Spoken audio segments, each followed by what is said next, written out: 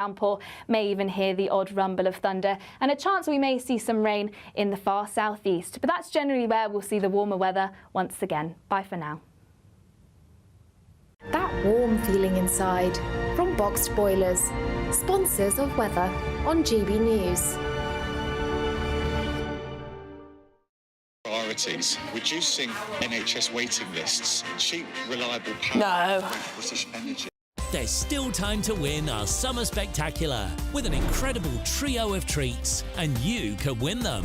First, there's a fabulous £15,000 in tax-free cash to ensure this summer is special. What would you spend that on? Next, you'll also receive the latest iPhone 15 and a set of Apple AirPods. And finally, £500 to spend at your favourite UK attraction. For another chance to win the iPhone, treats and £15,000 cash, text prize to 63232. Text costs £2 plus one standard network rate message. You can also enter online at gbnews.com/win. Entries cost £2 or post your name and number to GB06 PO Box 8690 Derby DE1 9TT. UK only. Entrance must be 18 or over. Lines close at 5 p.m. on the 28th of June. Please check the closing time if listening or watching on demand.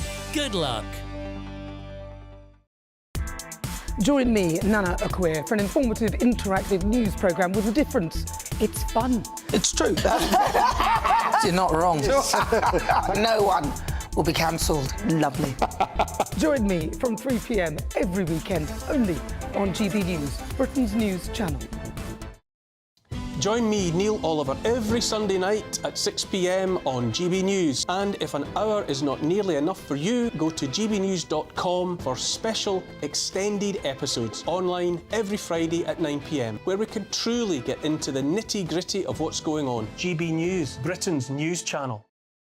We're proud to be GB News, the People's Channel, and as you know, we always love to hear your views. Now, there's a new way of getting in touch with us at gbnews.com/your say. By commenting, you can be part of a live conversation and join our GB News community. You can even talk to me, Bev Turner, or any of the members of the GB News family.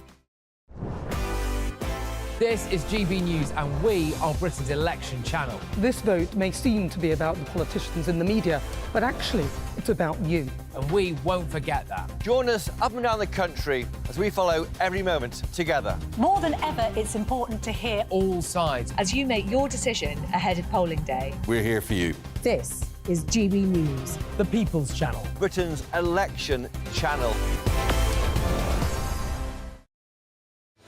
I'm Patrick Christie's. Every weeknight from 9, I bring you 2 hours of unmissable, explosive debate and headline-grabbing interviews. What impact has that had? We got death threats and the bomb threat and so on. As time passes, She could have said Storm. you made my argument for me. My guests and I tackle the issues that really matter with a sharp take on every story. Went everywhere. Something practical could be done. Or I can become something different. Patrick Christie's tonight from 9 p.m. only on GB News, Britain's news channel.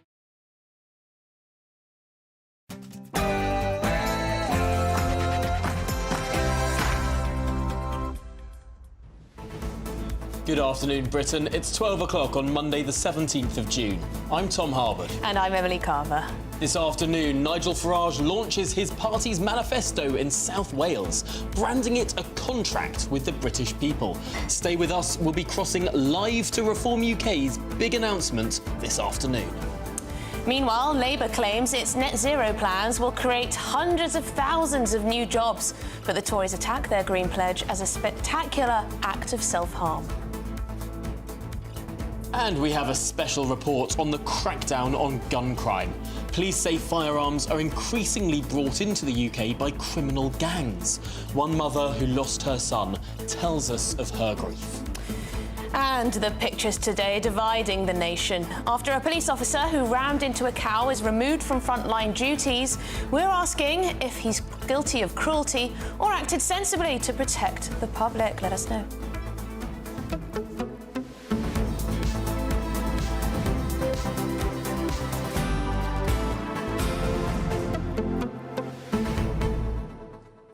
Now, we've censored the images of this cow, of this horrific ramming, because we think daytime television really is not the time to see the actual running over that happened.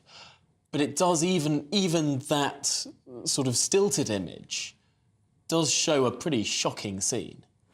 Yes, certainly. It seems to be a completely over-the-top reaction to a calf wandering down the street like that. I understand that they were looking to try and, rescue move this cow along for hours, trying to do something about it, and this is what they resorted to in the end. Very dramatic footage that you can see there. Now, I was listening to a call-in this morning, and it seemed like as though every person and their dog had a different opinion on how you should deal with something like this. And I'm not going to pretend to be an expert, because I certainly am not. And we will be speaking to actual experts on this sort of thing. Lots of people saying they should have called in a rescue vet. Lots of people saying they should have got advice from farmers to try and do something about this. Was it necessary to do this? Some people might ask, if it was putting the public at risk in one way or another, the police had to act. But it seems the most, a bit of an abuse, doesn't it? It certainly does. To say the least. And cows are not violent beings. They're gentle. They're stoic. And the ways in which that you should deal with them isn't by trying to ram at them at 40 miles an hour. But we will be speaking. Yeah, I mean, the question, I think, is not only is this cruelty or is this, what they had to do. The question is what should happen to the police officer, because he's being investigated, he's been taken off frontline duties. Should he, do time for this? Should he be prosecuted for this type of thing? Should he end up in jail? We've heard farmers saying that. Now, have you had experiences with cows, either moving them on or, frankly, being threatened by them? Send your views, post your comments, visit us, gbnews.com/your say. But all that to come after your headlines.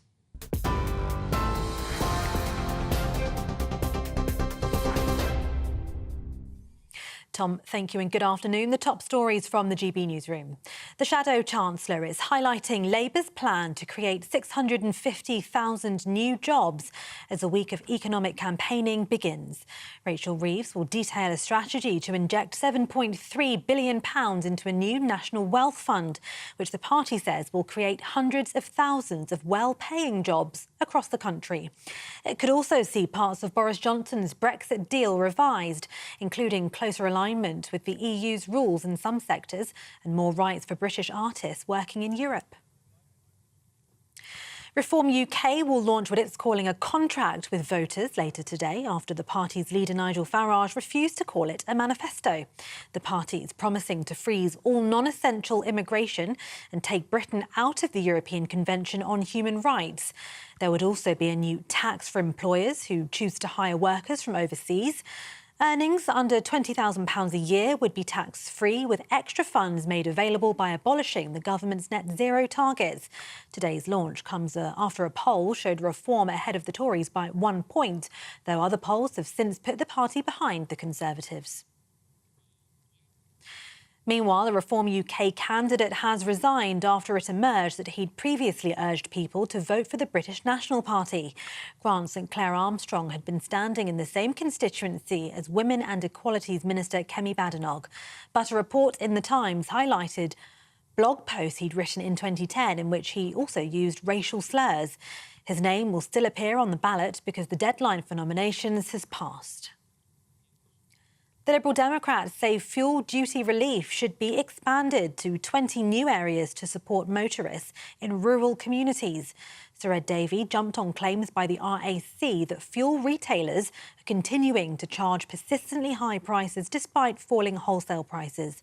The party's leader says rural motorists have been particularly clobbered by the cost of living. He's calling for the current scheme to be expanded, which sees retailers compensated for passing on lower prices to drivers. The Defence Secretary has conceded that an election victory for the Conservative Party is now unlikely. Grant Shapps says he's a realist and won't pretend the way ahead for his party is straightforward. But he told GB News working people will be worse off under Labour with higher taxes. Coming after your home, your job, your car, your pension, all of which are areas of taxation they have not ruled out raising. We know about the £2,094 that they intend to raid of every household budget. But yesterday, we had their health spokesman say on TV, that's just the start of it. It's not all in our manifesto. So we know that they're hiding stuff as well. So, look, I think there is a lot to be concerned about. Starmer is the only other person who can conceivably walk into Downing Street, and they are planning the highest taxes this country will have ever known.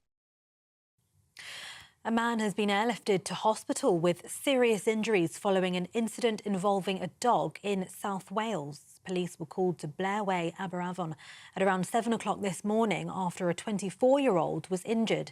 A dog, which has been confirmed as a pit bull and Staffordshire Terrier cross, has been sedated and removed from the scene by police. In other news, a man has been sentenced to a minimum of 22 years in jail for the murder of a former Fettes College biology teacher in 2022. Paul McNaughton admitted to luring 75-year-old Peter Caution to a flat in Leith using a fake profile on a gay dating app before killing him. McNaughton, along with his 65-year-old flatmate Paul Black, then concealed the body for days before dumping it in a lay-by in Northumberland. And Sir Rod Stewart appeared to be booed during a performance in Germany after he showed support for Ukraine.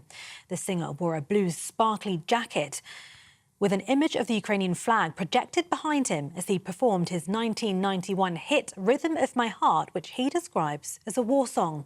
But Sir Rod's show of support provoked loud booing from many in the city of Leipzig. It comes after Germany reportedly vetoed an EU plan to apply fresh sanctions on Russia's lucrative gas sector. For the latest stories, sign up to GB News Alerts by scanning the QR code on your screen or go to gbnews.com/alerts. Now it's back to Tom and Emily.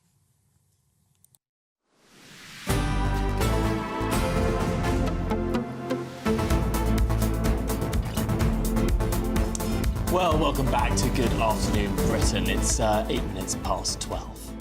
Yes, lots of general election campaigning to get through today, but let's start with Reform UK because Nigel Farage is in Wales this afternoon to launch the party's contract with the people after he refused to call it a manifesto. Well, new polling by Survation, it's predicting that Reform UK are set to win 7 seats. This is pretty extensive polling, more than 20,000 people across individual constituency level analysis. But let's cross to our political editor, Christopher Hope, to try to make sense of what's happening today. Because, Christopher, are Reform UK a proper political party or just a protest group?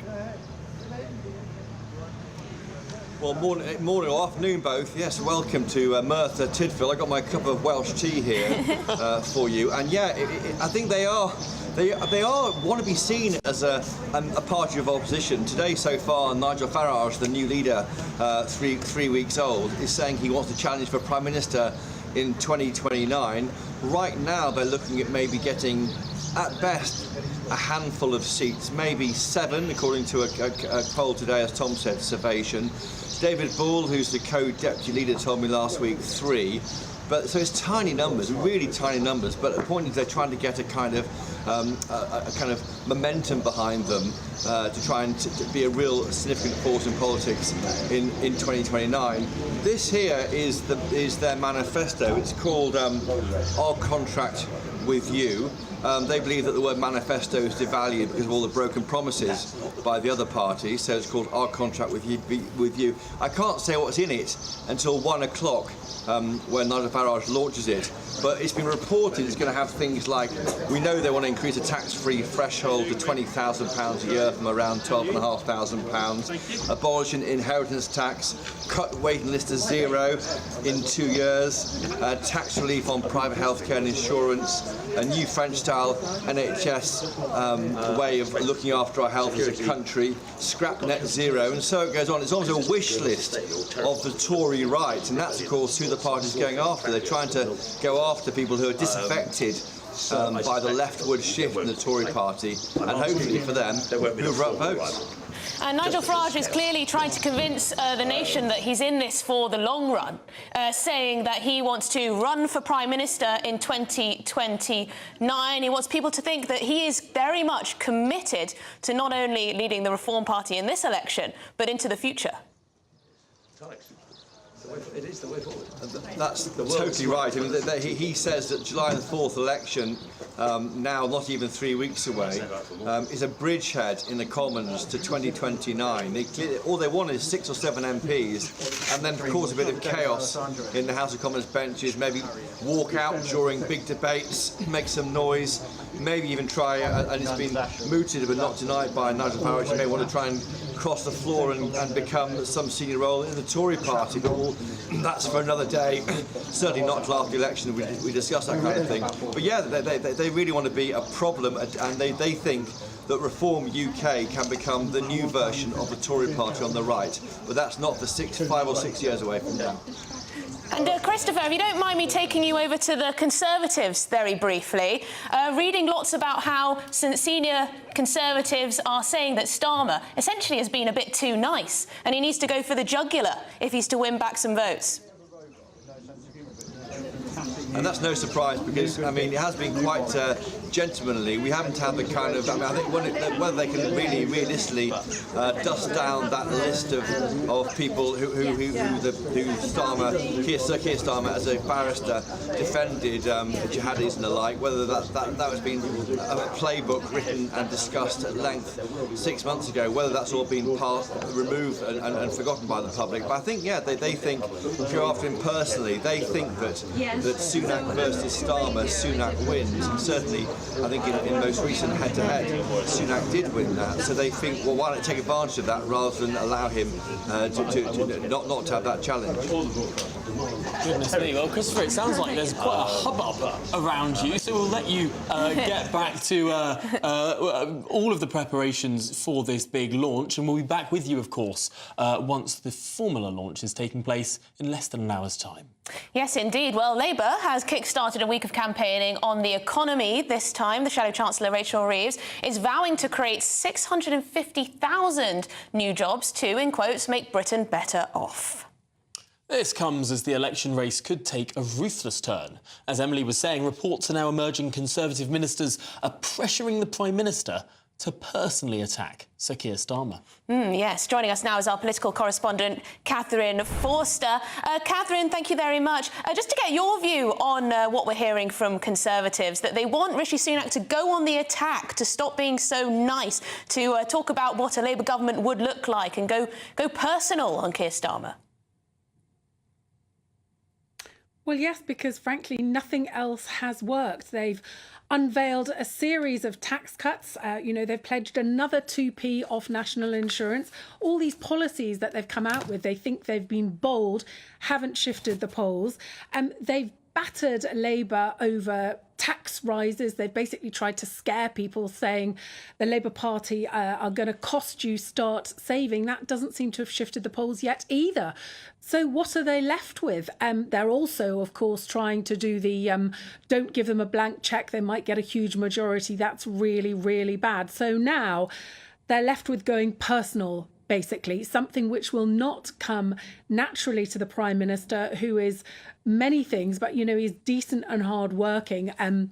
Going for the jugular is not his sort of natural forum, though Boris Johnson has been writing pieces talking about Starmageddon. There's been pieces talking about left-wing socialist state. But they want Rishi Sunak to basically say to voters, do not trust Keir Starmer. You can't trust him. And you can't trust him because he campaigned twice to make Jeremy Corbyn Prime Minister. He sat in Jeremy Corbyn's cabinet.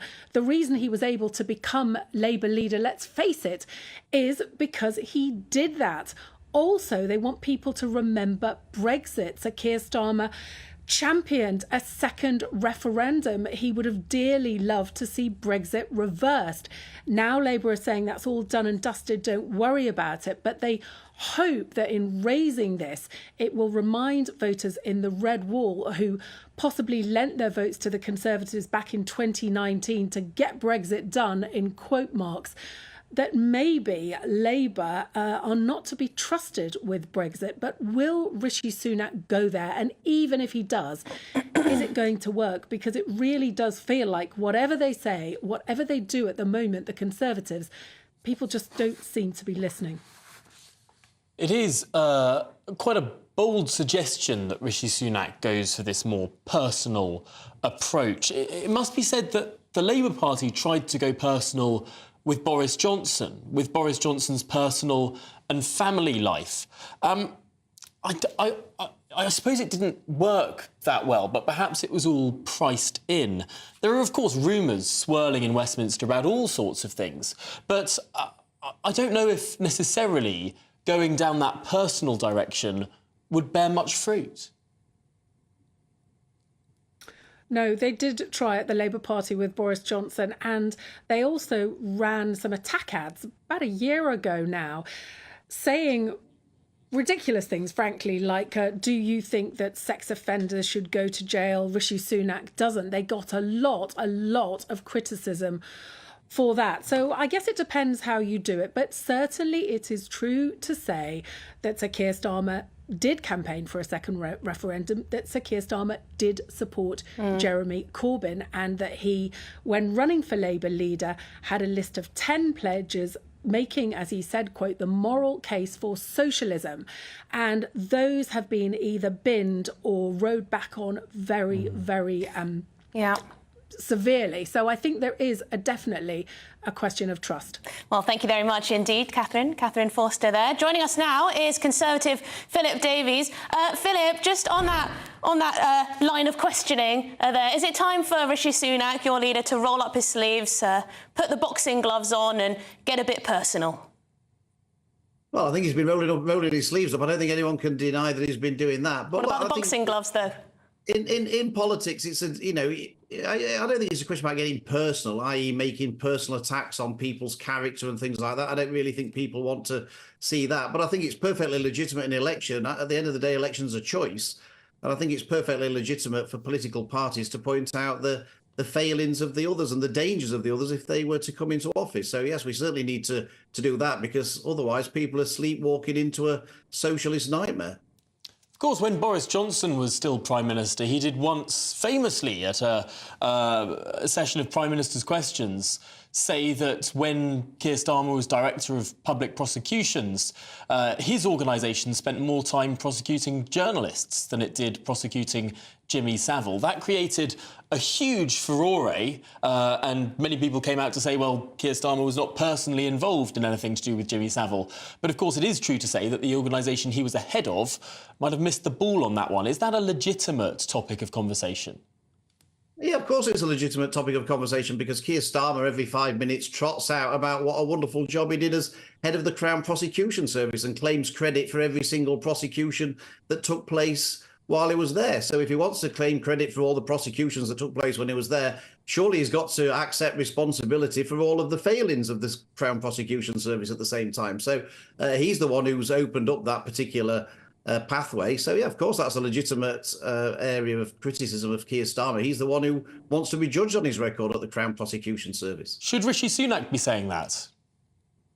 Well, it doesn't really matter who says it. It needs to be said because it's true. And so it doesn't really matter whether Rishi Sunak says it, I say it, you say it. It doesn't matter who says it. It's something that people need to be aware of when they make their decision about the person that is most likely, as the polls suggest at the moment, to be the next Prime Minister. Of course, Keir Starmer says that case never crossed his desk, and there was a huge furore when Boris Johnson mentioned that during Prime Minister's Questions when he was Prime Minister, though it was seen as deeply tasteless, because it's true that Keir Starmer personally wasn't involved in it. It was just his organisation that missed the ball. Well, yeah, but there's lots of the cases that Keir Starmer claims credit for probably never went across his desk either. But it doesn't stop him claiming credit for them. And Keir Starmer was the one who said that Boris Johnson should take responsibility for everything that happened under his government. So if he wants to have it that way, surely he's got to accept that everything that happened when he was head of the Crown Prosecution Service was ultimately his responsibility too. He can't have it both ways.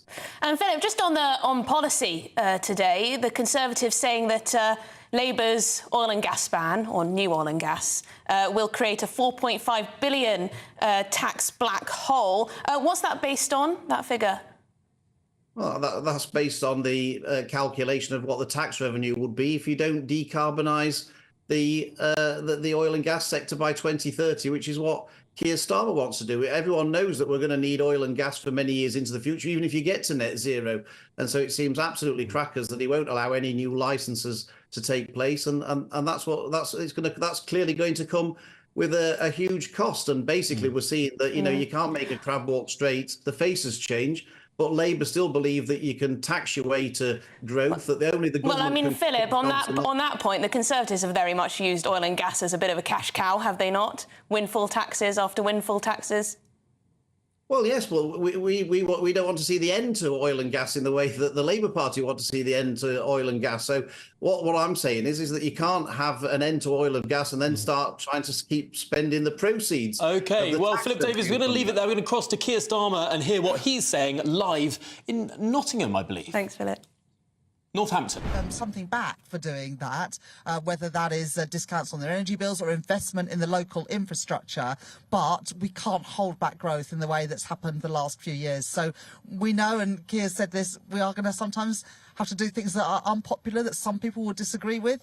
But unless we do those things, we're not going to get that wealth creation, we're not going to get that prosperity, and that means we're not going to be able to improve living standards or improve our public services. So we really have to focus on wealth creation, and that means reforming the planning system so we can actually get stuff built in Britain again. So just to give you an example, in adapting the port for floating offshore wind, you'll have seen what's possible.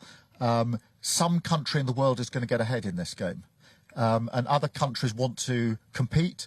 I think we should compete, and I think we can win that race. And that will mean that we are the sort of primary builders, designers and engineers of floating offshore wind, which are amazing pieces of kit. It will require work in our ports, of course it will. But that's the attitude we should have, which is there is a global competition for this stuff. We can get ahead of this. And if that requires us to take tough decisions on planning, then we'll take those decisions so that all of the available land here can be used and be, put to good effect in terms of the jobs of the future. Anything you wanted to add? No. Great. Good. Anywhere else? Yep. By all means, far away. So you started. Well, firstly, I'm Chaz. Hiya. So you first started on about jobs and future jobs.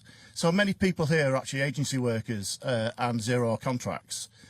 Personally, that flexibility works really, really well for me. And I wonder what the Labour Party's position is on zero-hour contracts. And also, if you were to allow them to continue, what additional safeguards would you put in place for us?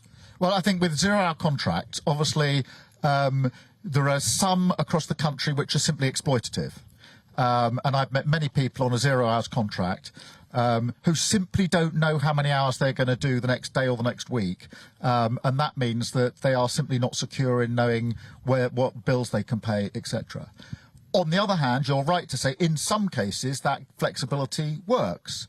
And therefore, our plan is to get rid of the exploitative zero-hour contracts. I'm not going to beat about the bush. We want to stop the exploitative zero-hour contracts where people don't know what's happening, but with the flexibility so that people can have their hours regularised after a certain period of time, over 12 weeks or whatever. So you would have the right to demand the contract you need. But if you say this works for me, then you can carry on in the way that you are. It works for you, sir, does it? The flexibility works for me, yeah. Clearly, sometimes I would like additional hours. Those aren't available to me, but that's a choice I've made.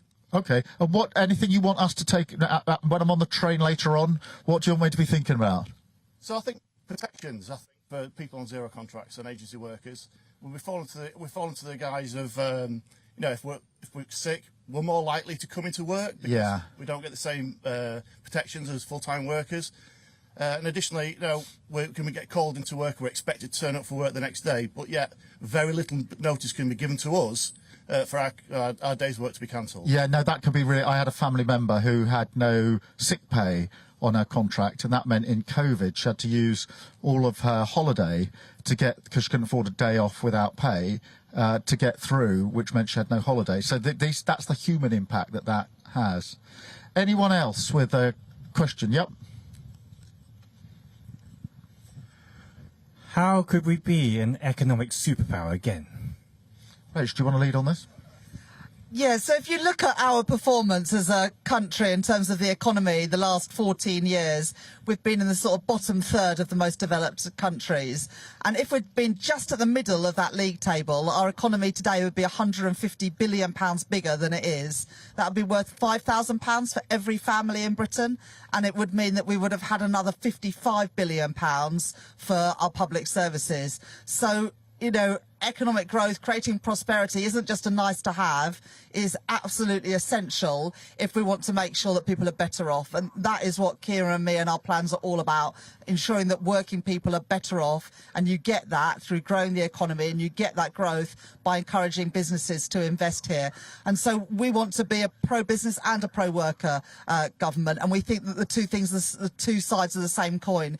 You can't be pro-working people unless you're pro-creating jobs and wealth creation in all parts of the UK. And you can't be pro-business unless you're pro-skilling up and making sure that young people are leaving school and college, university with the skills that are needed in the modern workforce today. So there are huge potential. There's huge potential in the UK economy, whether it is, as Keir says, in floating offshore wind, carbon capture and storage, green hydrogen, but also in industries like life sciences, our cultural industries. You know, we are a fantastic country, and I see when I go around the country, brilliant businesses, fantastic workforce, doing amazing things, but it is not seen in the GDP numbers.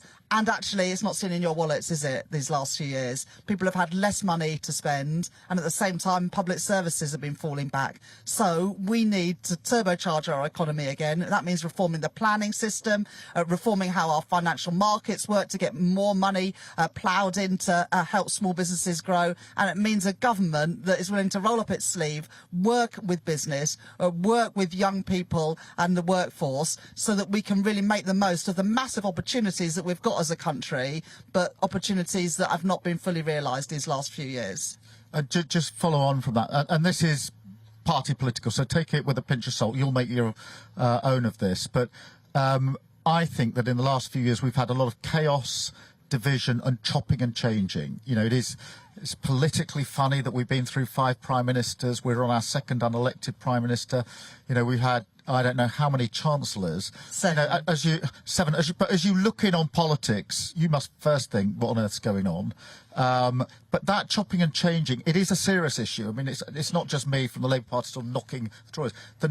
What happens then is global investors look into our country and think that is not the environment which I'm going to invest right now.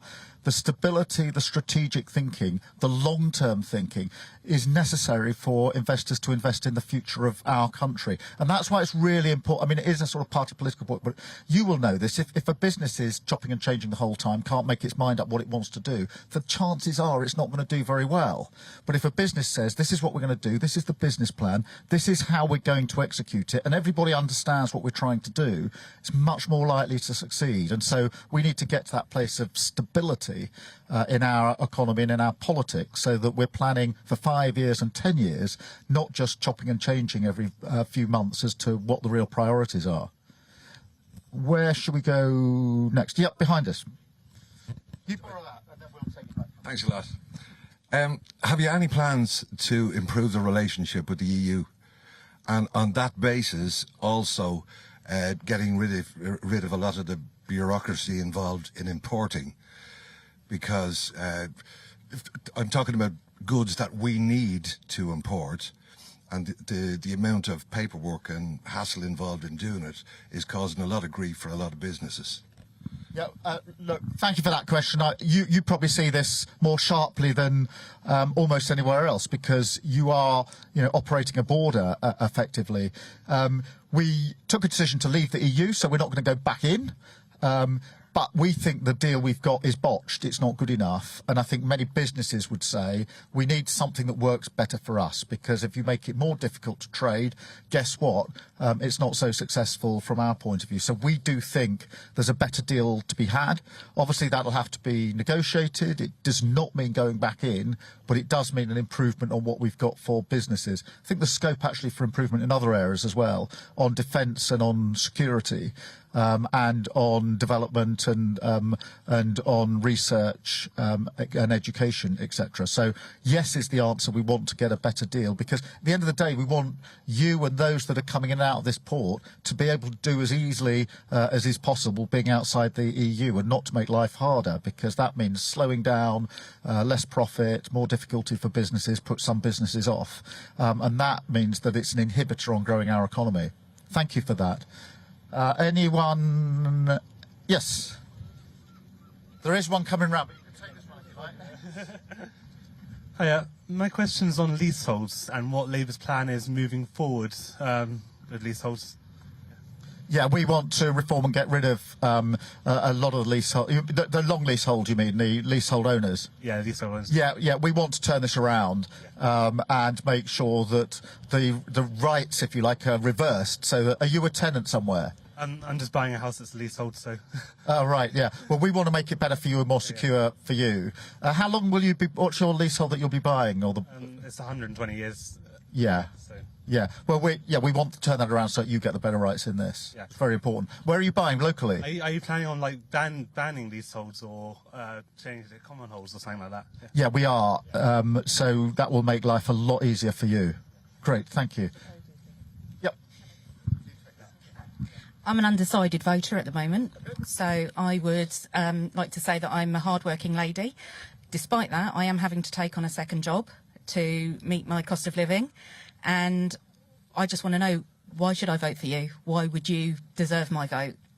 Because I am terrified of my future and the cost of living just going up and up and up. So how can you convince me that that's not going to be the case under a Labour government?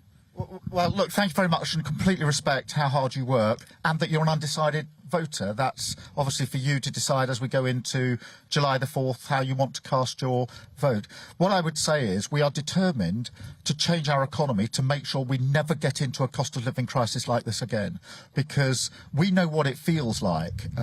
When I was growing up, we didn't have a lot of money. My dad actually worked in a factory. My mum was a nurse, and sometimes we couldn't pay our bills. In our particular case, we had our phone bill cut off.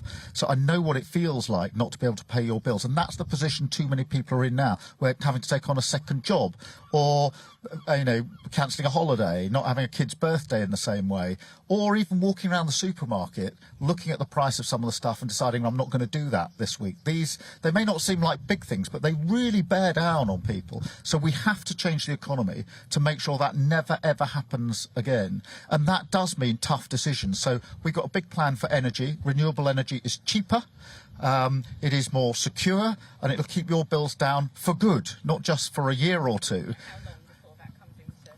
Well, we can get going on that straight away. We want to set up Great British Energy, which will be a publicly owned energy company, so that where public money goes in, it comes back to the taxpayer. It will take time. If I stand here and say to you, a day after the election, I've got a wand in my pocket and I can wave it and you'll be fine, you wouldn't believe me and it wouldn't be true. But we can start on those plans straight away to make sure that your bills come down and the pressure goes down on you, whether that's food, whether that's energy. We need to stabilise the economy so that, have you got a mortgage or are you renting? Yeah, well, again, you're probably, for a lot of people, on a fixed rate mortgage. If they've had to change that in the last 2 years, their mortgage has gone up, usually by several £100s. That's a direct result of what Liz Truss did with the economy. I mean, it had a massive impact on mortgages. We have to change that on your behalf. And the last thing I'd say to you is this, but it is important. Politics is about policies and what we're going to do to change. It's also about who do we have in our mind's eye when we make decisions. And I have in my mind's eye working people like you who are struggling with the cost of living crisis. That is why we've done so much work on the economy and growing the economy, because in the end, creating wealth is the only way through this. But we'll be on it from day one. We've got the first things that we want to do on the first day in government. If we're privileged enough to come in to serve, we will have you in our mind's eye working. I mean, this is what's brilliant about coming out like this, is thinking about you and the things that you've said when we are trying to make tough decisions for the country. We want to make sure that you're never put in that position again. I'm not going to pretend we can fix it by the weekend after the election, because that's just not going to happen. But we can make sure that we create the conditions so you're never put in that. And you speak for millions of people, by the way. Millions of people in the same boat. I was really struck by a firefighter I met in Milton Keynes a couple of months ago. He has now taken 2 extra jobs, but he still can't afford a mortgage. He can't afford to get a house. He just wants to buy his own home, get a bit of security. 3 jobs and he still can't do it because of what's been done to the economy. That is the human impact of what we've had this last 14 years. Look, you make your own mind up, but honestly, that's the mindset we bring to it. Anyone else? Yeah, please, sir. Thank you. You've mentioned Great British Energy and planning. Where would you see a Labour government having the most impact in the next 5 years on climate change and sustainability? On climate change, well, Great British Energy is going to be an energy company that will drive our work on renewables. So whether that's floating offshore wind, wind turbines, nuclear, hydrogen, all of these are the energy of the future, and we want to make sure that we've got a publicly owned company that is not just driving forward that work, the production of energy and the investment that we need, but is also getting the yield back. Because at the moment what happens is that very often companies from other countries are doing this, and therefore when there's yield to be had from it, it's not coming back to us in this country, it's going somewhere else. Many of you will be probably paying your energy bills to companies that are actually owned by governments across the world and not by our government. So we want to change that. I do think this is a massive opportunity, by the way. I think that there's a race now for pretty well every green job that's going, and we would be good at that. We've got the skills for that.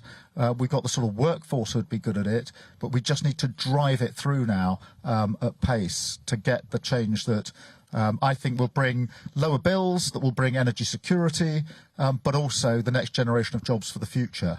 Rach, did you want to add anything to that? Yeah, so GB Energy, alongside the National Wealth Fund that we've already mentioned, which is about leveraging in private sector investment, because, government has a big role in encouraging the private sector to invest as well. And then we've also made a commitment, and it sort of goes back to the point you were making as well, to insulate 6 million homes during the course of the next Parliament.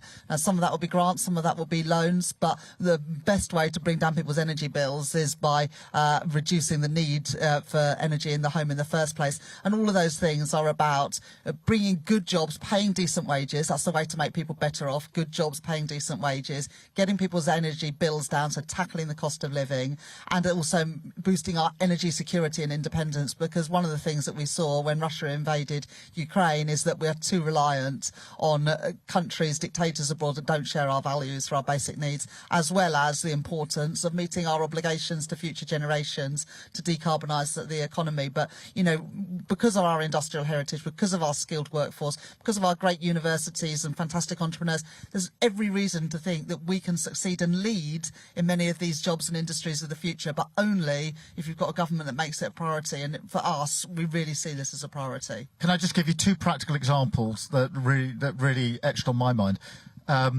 These wind turbines, you know the size of them, they're massive. A huge amount of engineering skill goes into them. The onshore version of this, I saw just outside Glasgow, there's 250 of them, slightly smaller because they're fixed and they're fixed in the ground. It's an amazing thing to see, incredible source of energy. When I went up there, I saw the CEO of the energy company.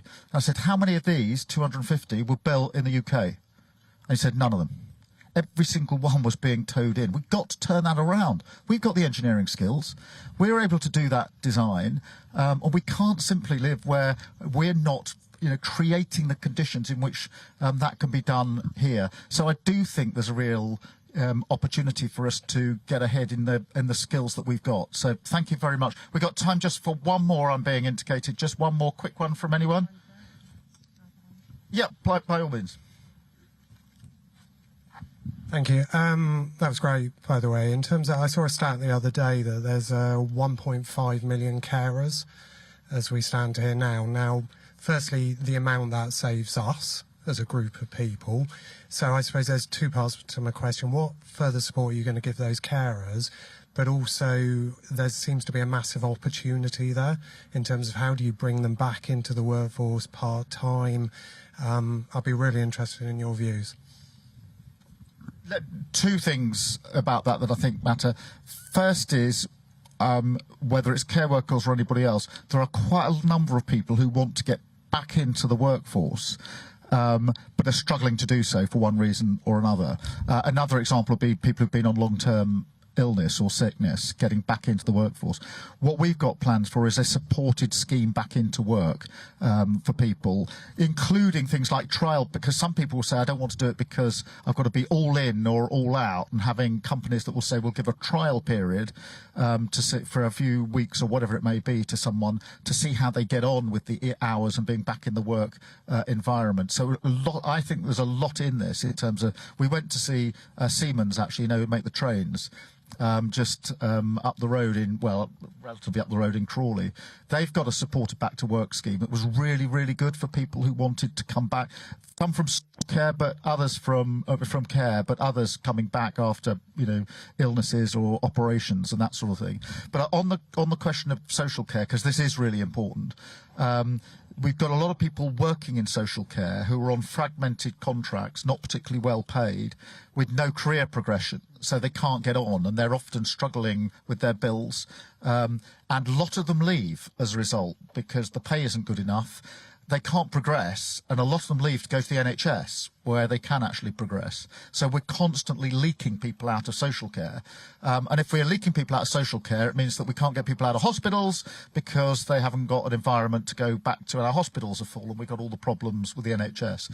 So we want a fair pay agreement across social care, which will be the first national agreement, which will put in place decent terms and conditions and progression, so that you can come into social care and you can get on in. So my sister's a care worker, so it's something that's quite close to home. But to create the environment which people come in and feel that they can progress their career in social care, because it's a big issue in fixing the sort of wider health issues in the future.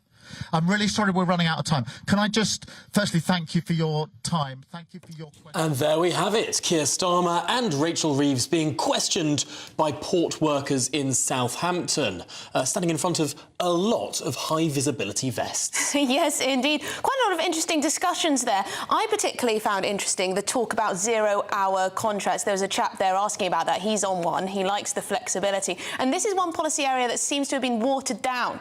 Labour did say for a long time that they wanted to completely ban 0 hours contracts. Now they're saying you can maybe stick with a 0 hours contract if you prefer it, but the company must, provide the option of having a fixed contract in one way or another. This is very interesting because there's been a bit of a battle between business and the Labour Party over these labour regulations. Yeah, well, shall we digest some of what was said, but also talk about some other stories involving the Conservative Party now. Delighted to be joined by Anna Mikhailova, the Deputy Political Editor of The Mail on Sunday. And Anna, we're going to start with your story from the weekend, because it seems that that Rishi Sunak has dropped out of another event.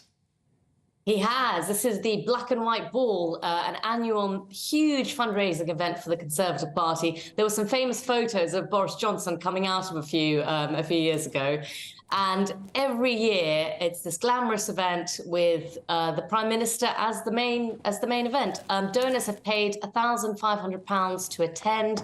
It was all being planned months ago. The venue's booked, everything's ready. And then last week, donors started getting calls saying that Rishi Sunak has pulled out at the last minute.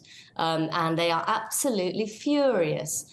And it's one of those things that the party is already struggling with donations. It's already struggling to motivate people in its campaign. And it's just been seen as something that is so politically inept and has drawn absolute fury from the people who are meant to be his main supporters. But I guess, Anna, if he was seen to be taking time out of the election campaign to attend this glitzy ball, the charge would be that he cares more about rich Tory donors than he does about the public. Well, that's what some people say, but to be honest, anyone who knows Westminster just says, no, it's a mistake. He should have popped in for a few minutes.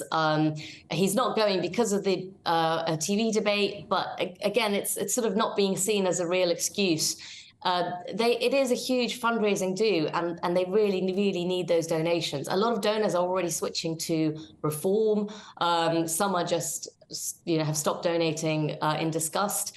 And I spoke to one who said, this on top of the unforced errors of the campaign is just not a good look. It's really hard to motivate Conservative activists and volunteers at the moment. And it's just one of those things that for some people was the highlight of their calendar.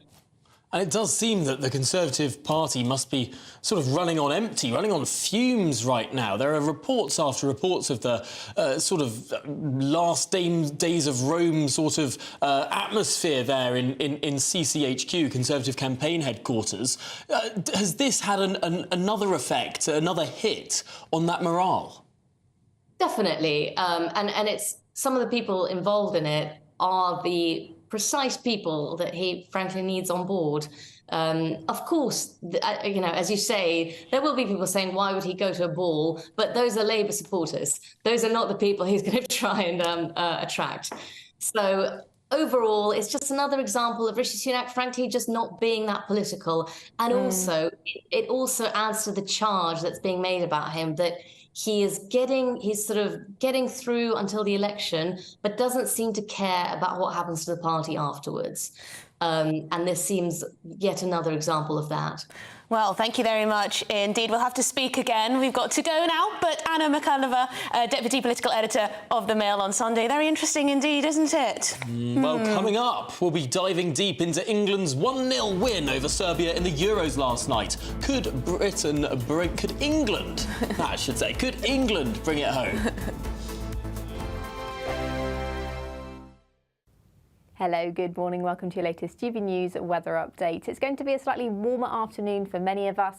Should stay dry as well for many. However, there is a risk of some fairly heavy downpours, particularly across the north. That's where low pressure is closer to. You can see that area of low pressure here. We've got a northerly wind as well coming in around that low pressure across parts of Scotland, Northern England and Northern Ireland. So here it's still feeling fairly cool today, and there is a lot of cloud around.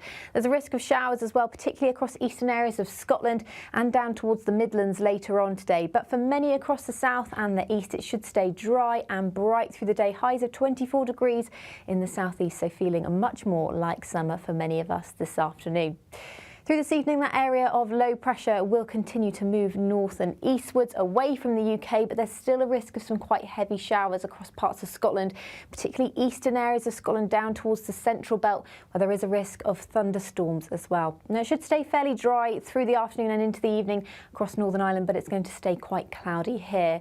Cloud will continue to clear, though, from the Midlands as well as those showers, and there will be some late sunshine for many central and southern areas of England and Wales. So not a bad end to the day. And that low pressure continues its journey away to the north and east of the UK, but there will be a continuation of rain pushing in to the far north of Scotland. Elsewhere, though, it'll be a dry night, clear skies developing. We could see some mist and fog around, particularly across these central areas of England, and temperatures will be around 11 or 12 degrees for many towns and cities tomorrow morning. A little cooler than that rurally, but there should be plenty of sunshine around first thing once again. However, Tuesday is going to be a slightly cloudier day compared to today, and actually across the southeast there's a risk of some very heavy rain. There's some uncertainty on that, so that's worth watching. There's a risk of some showers developing across the north and west. Once again, with more cloud around, it's going to be a slightly cooler day. Bye-bye. Hi there, I'm Michelle Dewberry, and I'm going to take a second to tell you all about my show, Dubes & Co. We start off with the issues of the day. We then bring in both sides of the arguments. We get rid of the disrespect, and then you throw me into the mix. And trust me, I'll tell it exactly how it is. And then, of course, the magic ingredient, you at home. We mix it all together, and what have we got? In my opinion, the best debate show in town. Monday to Friday, 6 till 7 on GB News, Britain's news channel.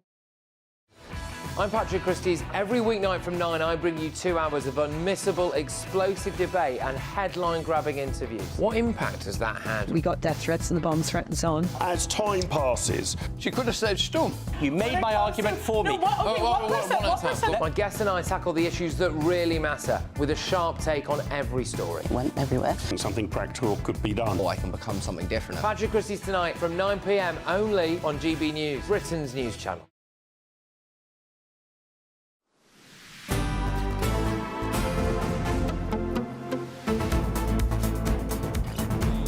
Well, 12:50 is the time. Good afternoon, Britain. Now, a 10-month-old calf who was run down by a Surrey police car on Friday is now being nursed back to health. That's according to the family who own the farm the calf escaped from. Well, the Surrey police officer who was driving the vehicle has been taken off frontline duties until a full investigation is completed. Well, GB News Northern Ireland reporter Doogie Beattie joins us now from County Down, who has some expertise in this matter. Doogie, I guess the question is, what would you have done in this situation?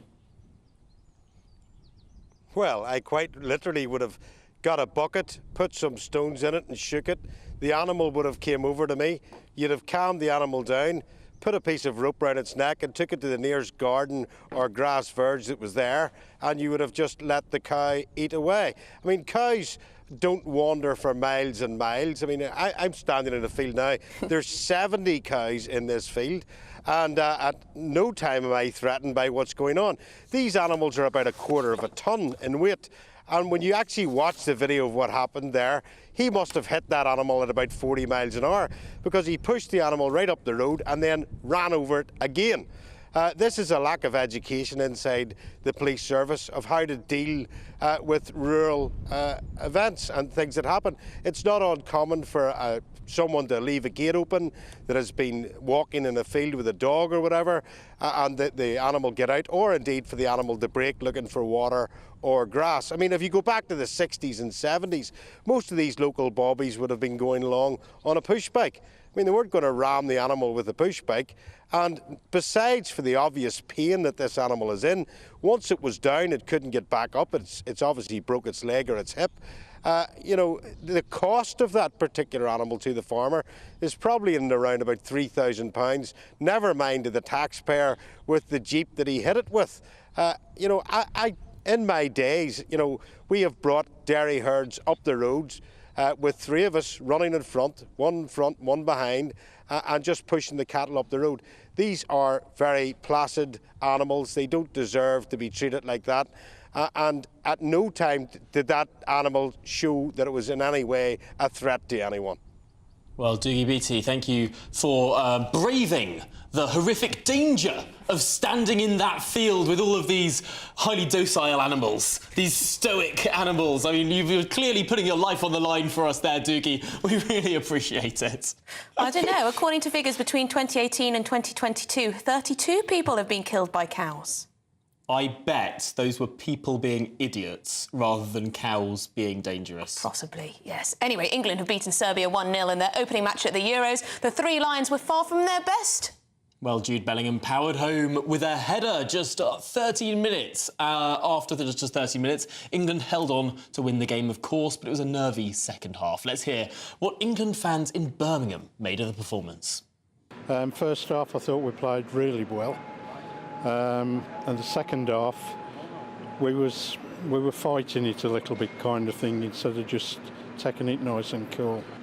I'm never going to put too much on England because they've got this awful habit, as you know, of messing it up big style. And what do you make of Jude Bellingham's performance last night? Very good, very, very good, particularly as a local lad coming from Hagley, west of Birmingham.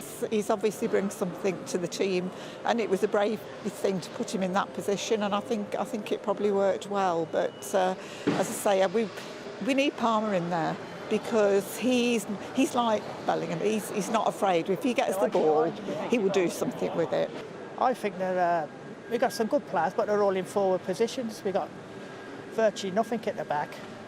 I don't rate the manager. I'm an Aston Villa fan, but I never liked him when he was playing for us, and I certainly don't rate him as a manager. Right, well, stick with us, because Nigel Farage will be announcing his contract with the people after the weather. A brighter outlook with Box Solar, sponsors of weather on GB News. Hello again, welcome to your latest GB News weather update from the Met Office. The rest of the day will see further showers for many northern areas, but some evening sunshine to come as well. But across the north, that's why we've got low pressure in charge. It's bringing in a northerly wind as well. So here, it's still felt quite cool through today so far, and that cool feel will continue for the far north of Scotland.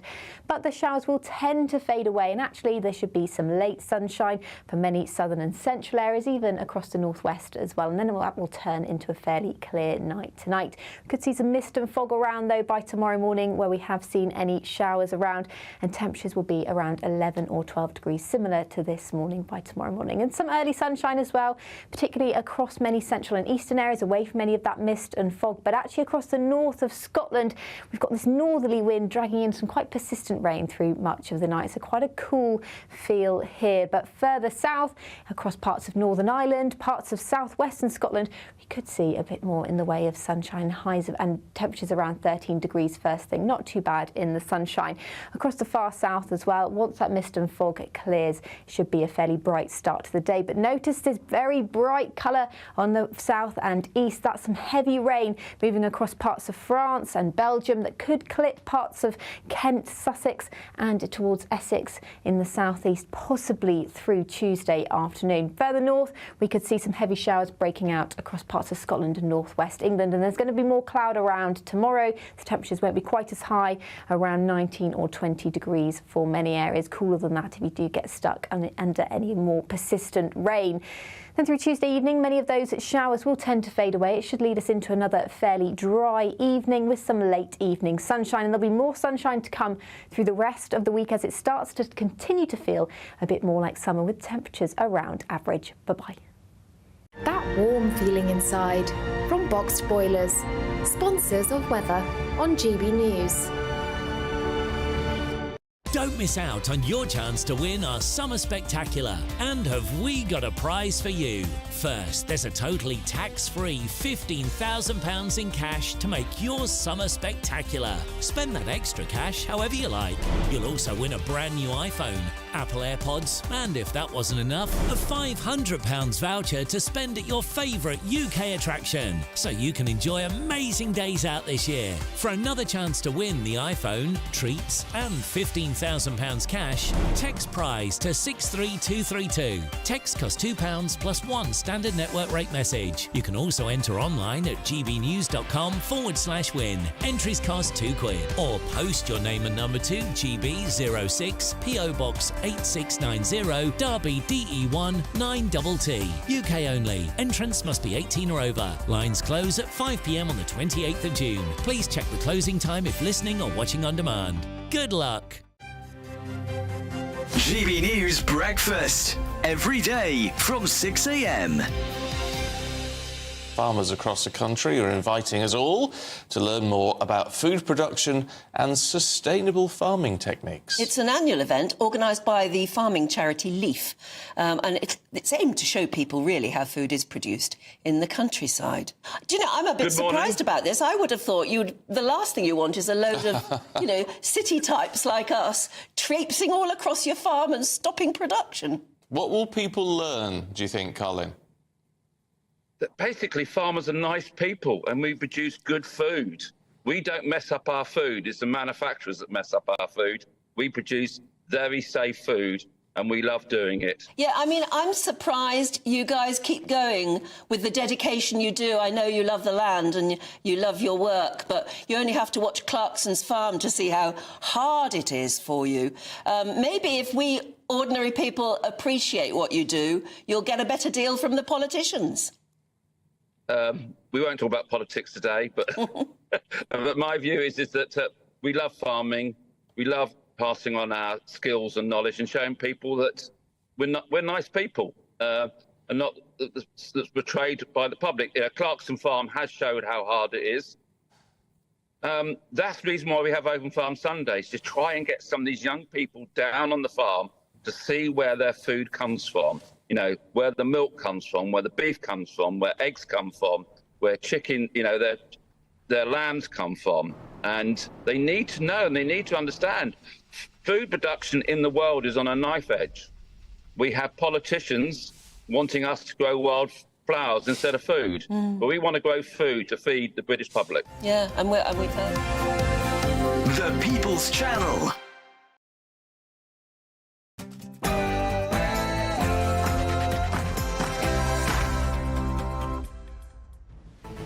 Well, good afternoon, Britain. It's 1 o'clock on Monday, the 17th of June. I'm Emily Carver. And I'm Tom Harwood. Yes, we're standing by because Reform UK leader Nigel Farage, he's in Wales. He's going to launch his party's contract with the people. They don't call it a manifesto. It is a contract with the people. Here we are. Yes, of course, they say that the word manifesto has become devalued because both parties, both major parties, Tory and Labour, seem to have ridden back on various manifesto commitments. So this is a contract with the people, much in the same vein as Newt Gingrich in 1994 launched his contract with America. That won the Republicans back the House of Representatives after decades where they didn't have a majority. Are Reform trying to pull off the same populist trick? Well, there you go. The flag there, front and centre, well, to the left and right of the lectern, presumably. Britain needs reform emblazoned on turquoise blue. But yes, we know a little bit about what might be in this contract for the people. Vows to protect British values, scrapping the BBC licence fee, I believe, fighting left-wing bias in our institutions. And there are other things that Nigel Farage has said in these debates. For example, the two-child limit on benefit spending. Will that be lifted? Will that promise that he said he'd like to see in those debates, well, will that be in the manifesto? Time will tell. Also, that idea of taking anyone earning below £20,000 per year out of income tax altogether, raising that threshold from 12.5 to £20,000. It's a very eye-catching pledge, but it also forgoes a lot of revenue. How do they make that up? Will their sums add up? Yes, and interestingly, they're doing this all in South Wales. We were talking about perhaps that's got to do with them wanting to talk about Labour's record in Wales. It's interesting because they're clearly running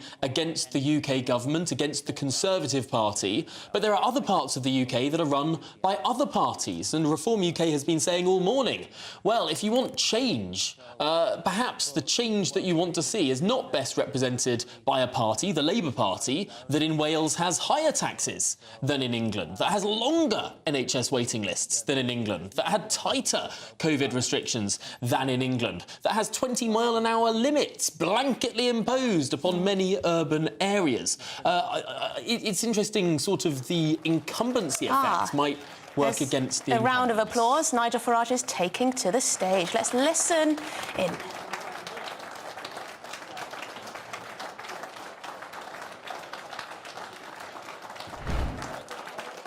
All right.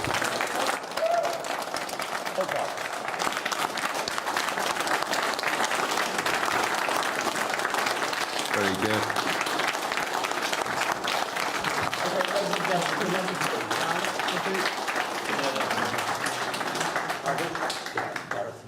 Hello, very good. Thank you very much indeed. You're welcome.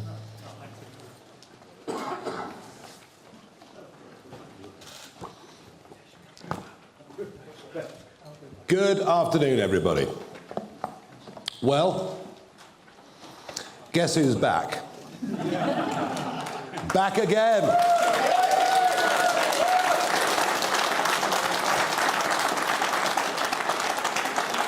I did not for one moment think I'd be standing here and doing this ever again, but I am, and I'm doing it. But I come out of retirement, and I'm doing it because I genuinely feel that Britain is broken, that nothing actually works anymore, that we're broken economically as our national debt explodes, as our debt repayments are now over £90 billion a year, interestingly, the same amount as the education budget.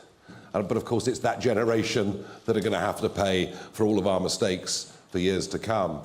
I feel increasingly we're broken socially, and it doesn't matter what crime statistics the government quotes at us, we all feel less safe on our streets. And I think we've reached a point now where most crime even goes unreported. And I'm in absolutely no doubt that we are in decline culturally.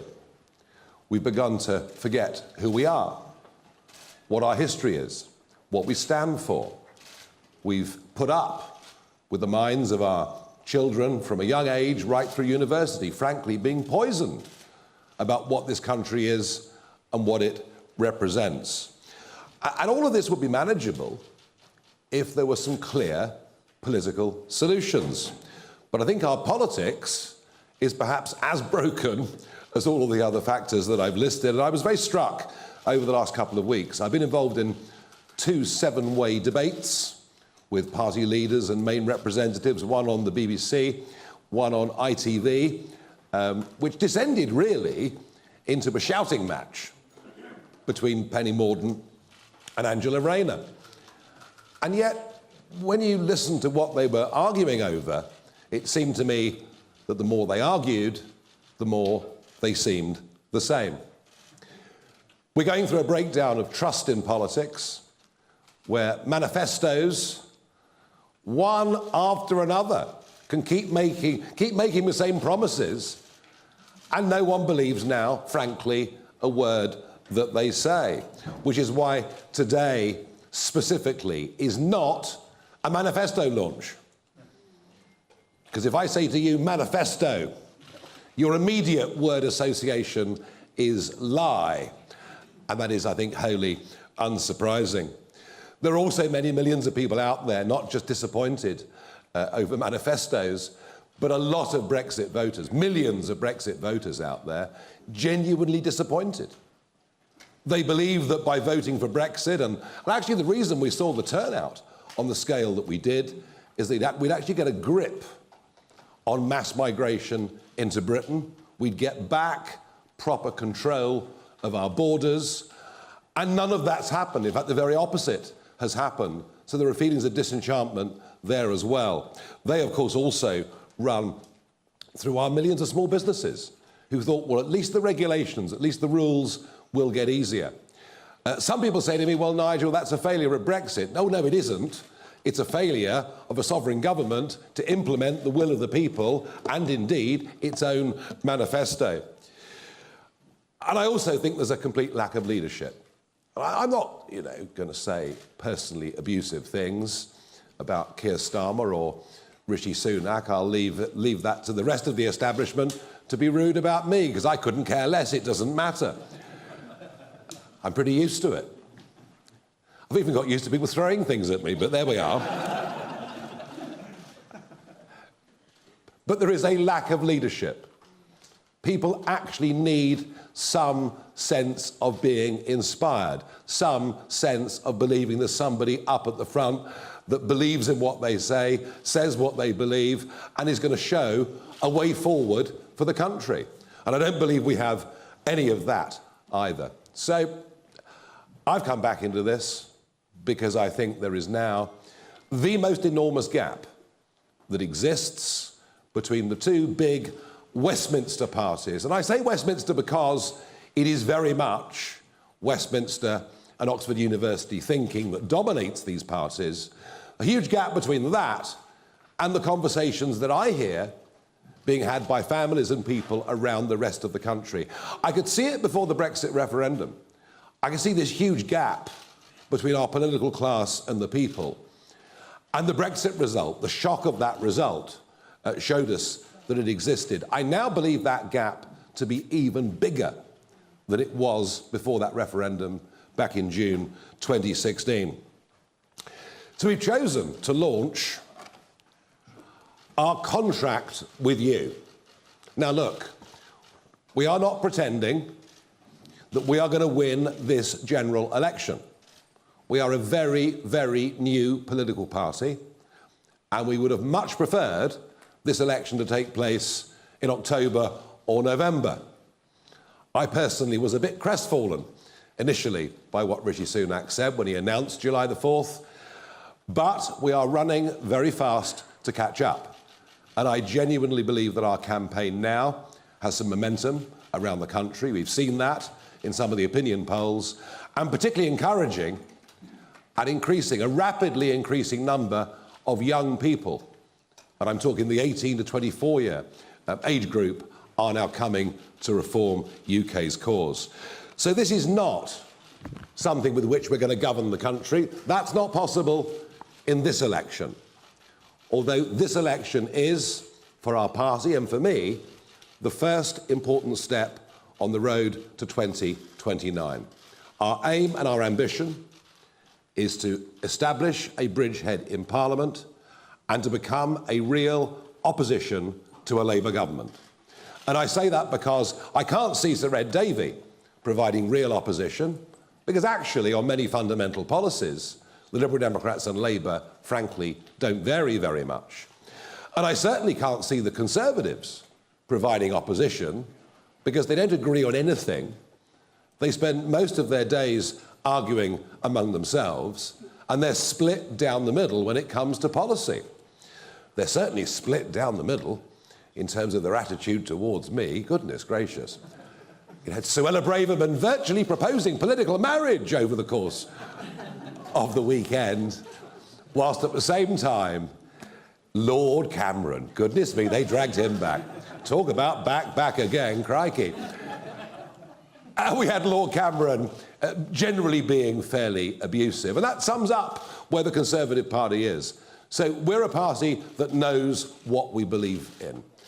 You know, we get the fundamental principles of what we're about. You know, we believe in the family. We believe in community. We believe in country.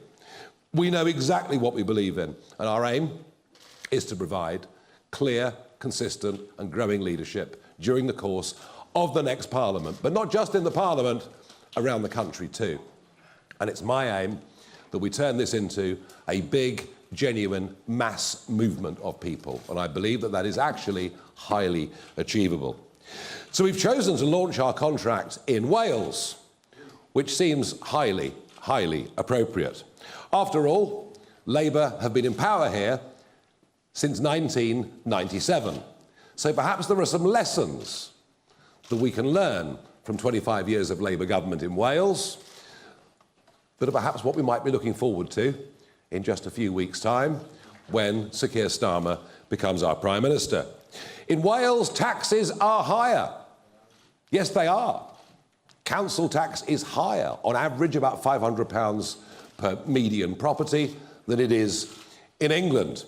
Interesting, isn't it, that when the question is being asked of Starmer and others on council tax in England, they've precious little to say.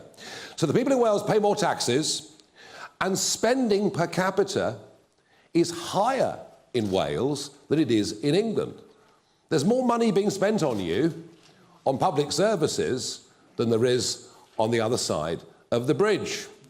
And it's interesting to think, isn't it, in those debates I've been in, all anybody seems to talk about is more investment in the NHS, more investment in our public services, by which they really mean they're going to spend more of your taxes. And perhaps that wouldn't matter if it led to better delivery. But the figures in Wales are truly astonishing. Gareth talked about this just a moment ago. You know, waiting times in Wales on the NHS are exactly 50% longer than they are on the other side of the bridge. Education, which has drifted in Wales rapidly in a leftward, PC, woke direction. And if you just look at the OECD tables on English, mathematics, any subject you like, you'll see that Wales has fallen further behind England. Not personally that I believe England's very good. And a Labour government in Wales reduces your freedoms, reduces your choices, ends right to buy and many other schemes which damage aspiration, particularly for young people who want to get on. And of course, the crowning glory of 25 years of Welsh government in Wales, the imposition of 20-mile-per-hour speed limits. Well, it led, didn't it, to one of the most astonishing petitions you've ever seen. The percentage of Welsh people that signed that petition. Well, I mean, I've never seen a petition actually quite like it, although, of course, we're rather used to all of that with you, Les, and Mr. Khan up in the other end of the country in London. So it gives us some idea that in terms of outright policy, Labour's not very different to the Conservatives. It's just more incompetent. It just wastes even more money than Conservative governments do. But here's the point about things going so badly wrong in Wales over 25 years. There's been no proper, clear, consistent opposition voice. Frankly, the Conservatives in the Senate have been feeble, to say the very least. And that is the argument. Wales really gives us the perfect example of what I'm talking about. We need to have good, strong opposition that can mobilise people in very, very large numbers. So we know what we stand for, we know what we're for. We're for controlled borders, we're for promoting genuine economic growth. We're for helping the little guy. You know, millions of men and women out there trying to get on, trying to do their own thing, and yet a Labour and Conservative Party that only ever listen to the giant global corporates. We're about trying to restore some trust in politics. You might dislike what we say. You might not want to vote for what we say, but at least we do say what we mean. And we want to have an absolutely radical rethink of the way in which our public services are run. And yes, that does include the National Health Service. It's been very, very difficult to have any conversation about the NHS over the course of the 25 years that I've been involved in politics without someone pointing and screaming, you want to privatise it. All we want is an NHS that is free at the point of delivery that actually works. And how we get there, frankly, I don't think most people could give a damn about. So they're the things that we're going for. And of course, we would like the state to take far less of our money than it's currently doing, and will go on taking more and more, I'm sure. I've said from the start, this should be the immigration election. I have no doubt about that. I think the population explosion, the impact that it's had on people's lives, is the dominant issue.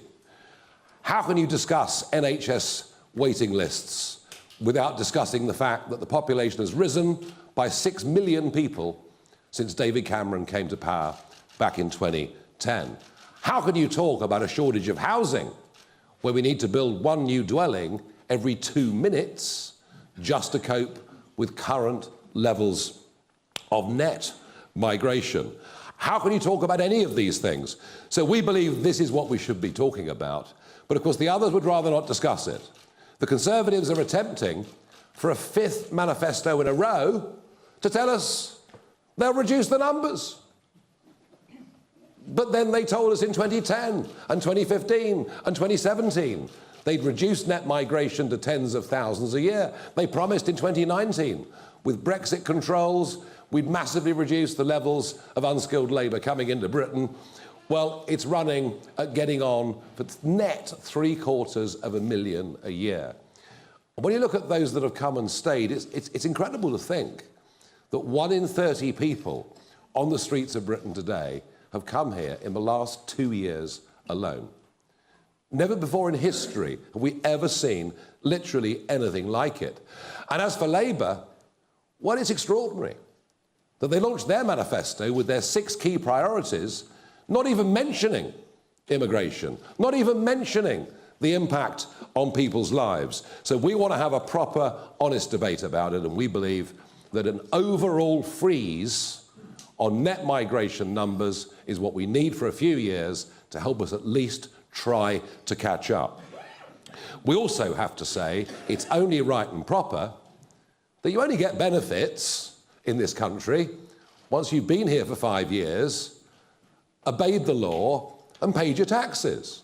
Again, these are policies that are discriminatory in favour of British taxpayers and British people. If you go to work in Australia, you won't get benefits or dental care. You'll have to pay into the system for years and obey the law. We're doing what a good, sensible country should do, recognising that the first duty of a British government is to its own people and not to anybody else.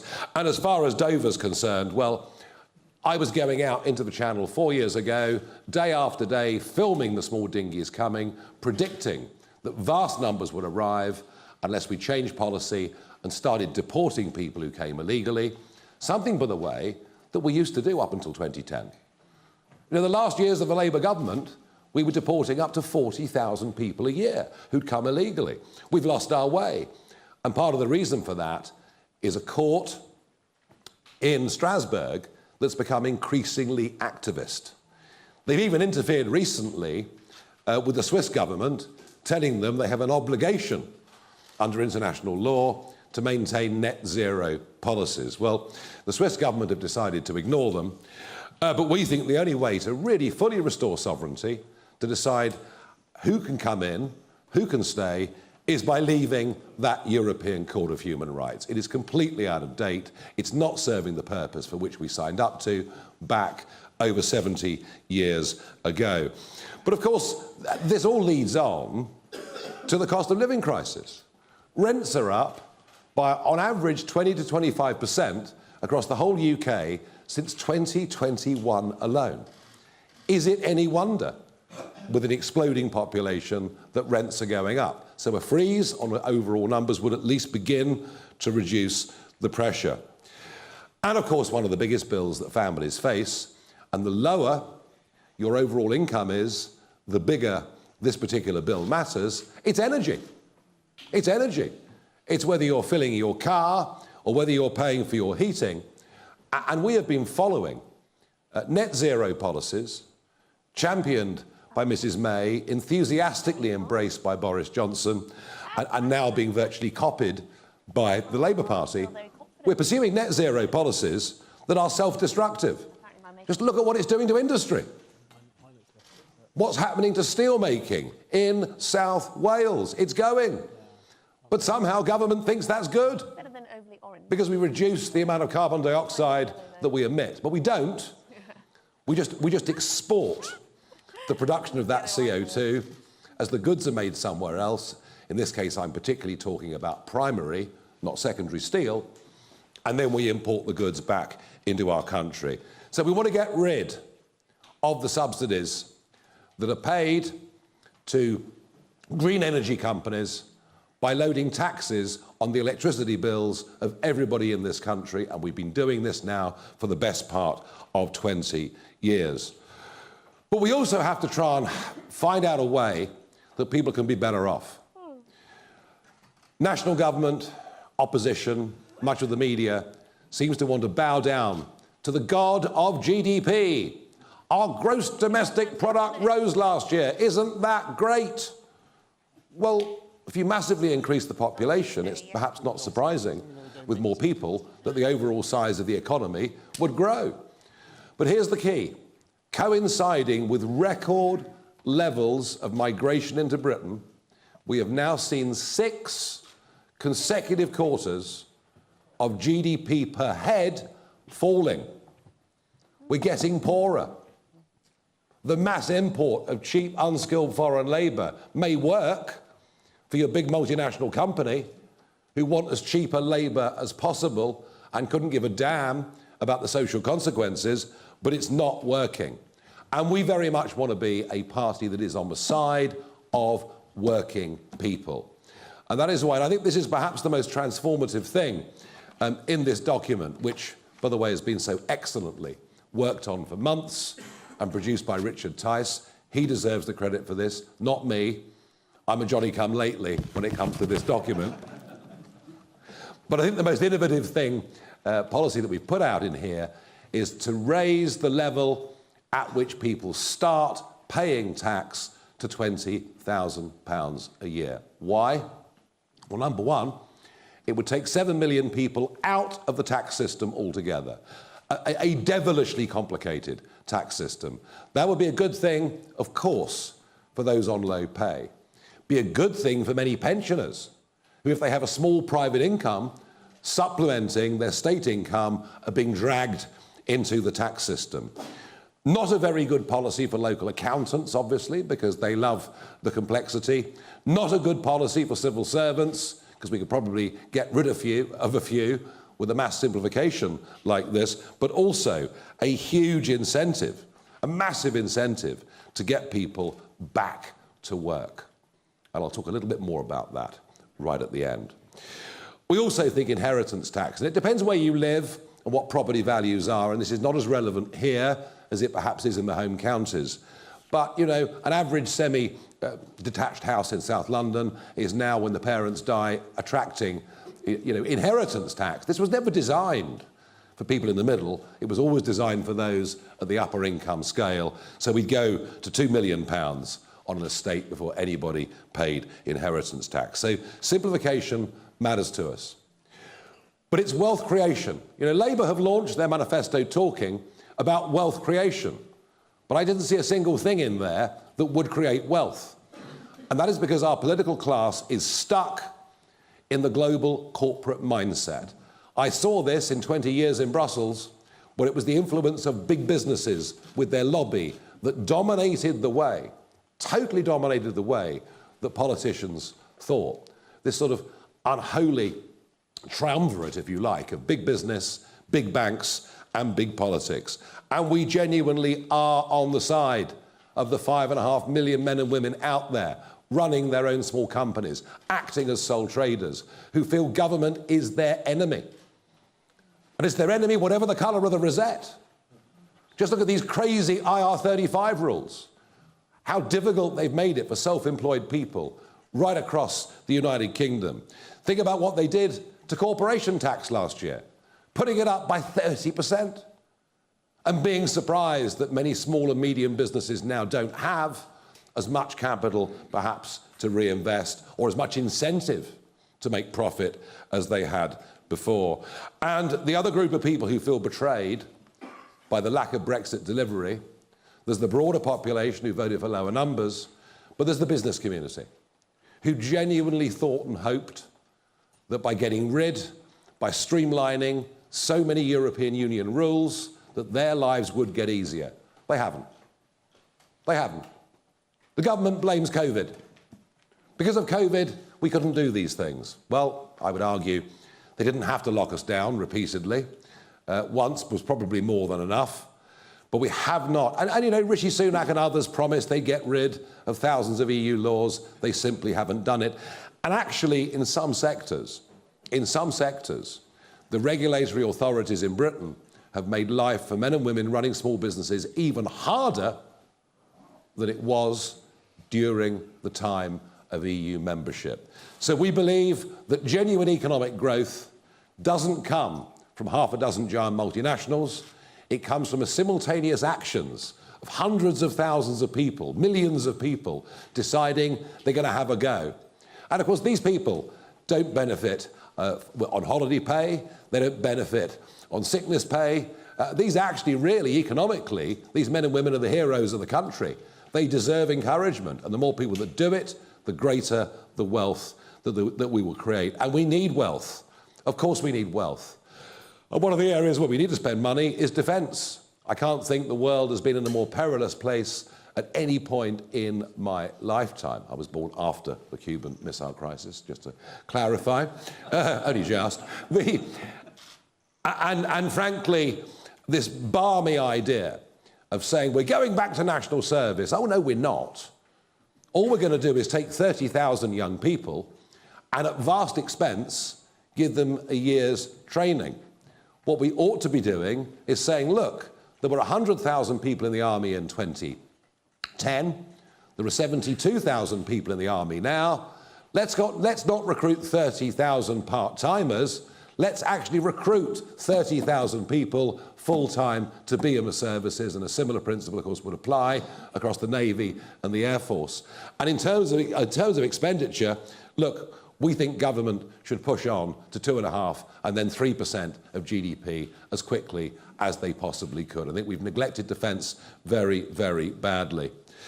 Now, in terms of our public services, be it policing, be it prisons, be it the National Health Service, there's certainly a radical cultural rethink that needs to go on.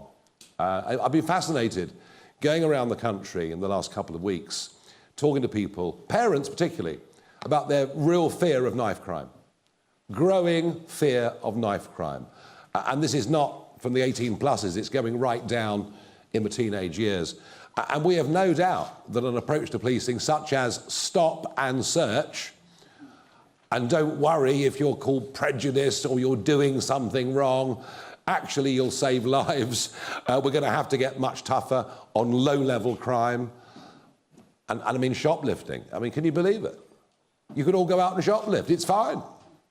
Up to £200 you can nick and no one's going to prosecute you. So I think a different approach culturally across crime and policing. And with the big one, the NHS, look, what we are going to campaign for is a genuine radical rethink.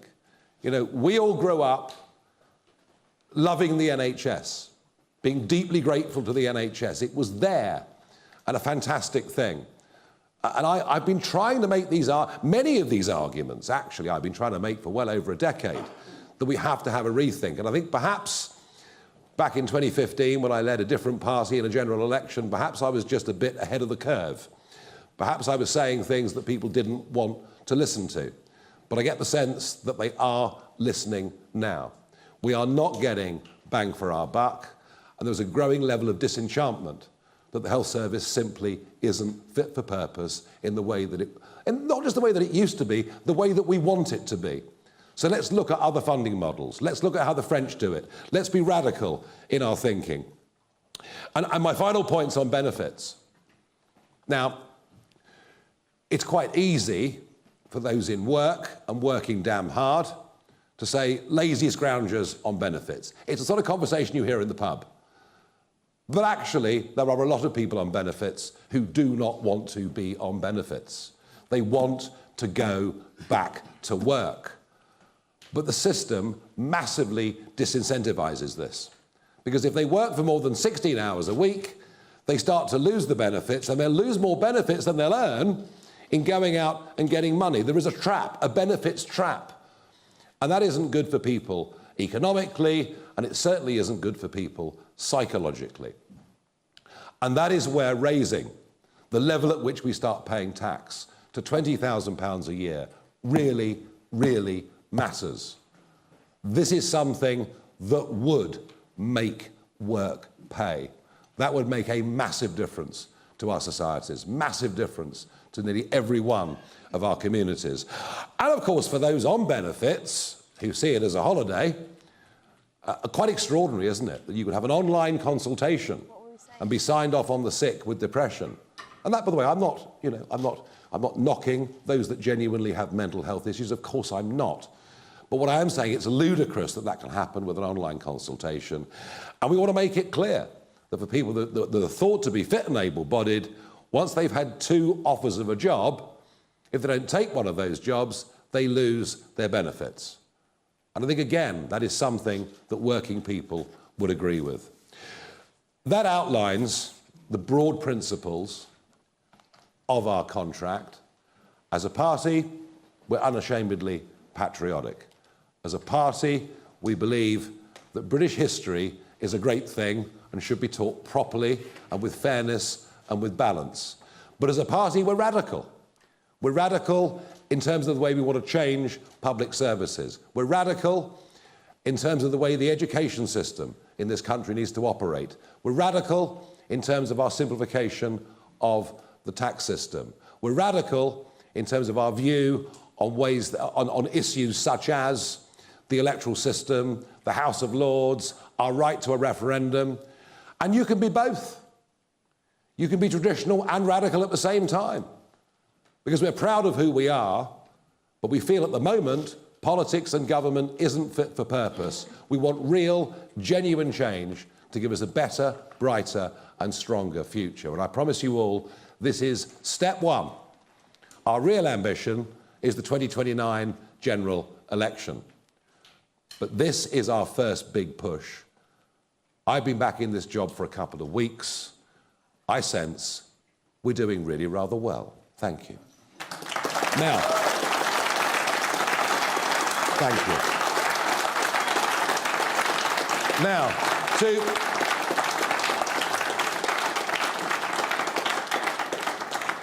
Now, I was asked to do the easy bit today. I was asked to give you the vision. I'm Mr. Nice today.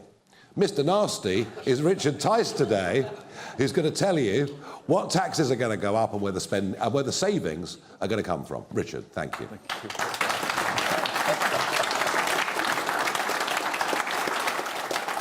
Thank you, Nigel. Thank you. Well, a very good afternoon. It's great to be here. Rarely been introduced as Mr. Nasty. So, all these bold plans, and they are exciting, and they are attracting huge appeal out on the stump. Something's going on out there. It's quite remarkable. Word is spreading about Reform UK, and as Nigel just touched on, some of these key policies are really gaining ground. So how do we pay for them? Well, I talked about some of it last week, last Monday. But here's the thing. Lots of people in the media say, oh, it's unfunded tax cuts. No, let's get this real. It's unfunded spending. That's what's got us into a right pickle. Our fiscal deficit in the last year to April, no one talks about it. We spent about 120 billion more than we earned. There's a few key big things here. And unlike some of the other people in their plans, other parties, they're not honest with you about the costs and how you're going to pay for it. We are, because it's set out in this contract. So last week, I spoke about this issue of the Bank of England paying your taxpayers' cash on all the money that was printed. And it's about 35 billion a year based on current interest rates. It's quite hard to explain, but here's the point. It's about £700 per year. You know you're making progress when within 2 hours of finishing that press conference last week, I was attacked by none other than the lobby group for the big banks, the vested interests, who seem to think that they have a right, the big banks, to make big profits on the money that was printed to save them going bust. Really? Let me repeat. We're the real party on the side of the workers, not the Labour Party, what I call the cafe latte Labour Party, that's on the side of big business. So that's the first thing. When they printed all this money, they didn't tell us that when interest rates went back up, it would cost us an absolute fortune transferring our money to the big city banks. They didn't tell us that, but that's what's happened. Unfunded spending. The second big item, of course, is the cost of net zero. So when Theresa May had a 90-minute debate back in, I think it was 2019, 90 minutes to sign up to net zero, put it in legislation, no one said, well, hang on, how much is this going to cost? What's the spending? The truth is, even if they had that debate, they wouldn't have had a clue. You've got people like the Climate Change Committee saying it's 1.2 billion. You've got the OBR saying it's 1.4 billion. You've got the National Grid, perhaps being a little bit more honest, saying it's 3 trillion. Sorry, those are trillion numbers. The numbers are so big. 1.2 trillion, 1.4 trillion. The National Grid says it's 3 trillion. Impossible to work out what that means. 3 trillion, I mean, is it 100,000 per household? No one talked about this spending, the cost to get there. Apparently it's going to save the planet and therefore the cost is irrelevant. Really? This is real money. This is real cash. And it's all of our cash. And apparently it's going to be good for the environment. Well, where I'm campaigning to be elected, one of the big debates is the implications, the consequences, which is happening now all over the country, of this drive towards offshore renewable energy, but you've got to transmit that electricity. How are we going to transmit it? Oh, I know. Big 50-metre pylons going hundreds of miles across the English countryside. How's that good for our environment? And who's going to pay for it?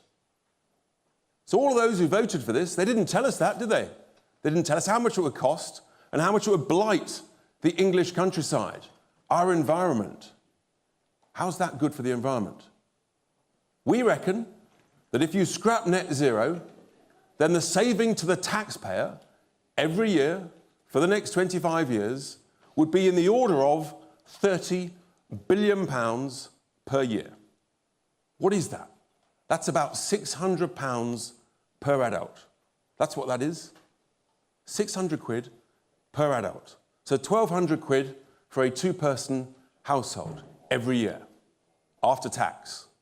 This is real money, it's your money, and they didn't tell you.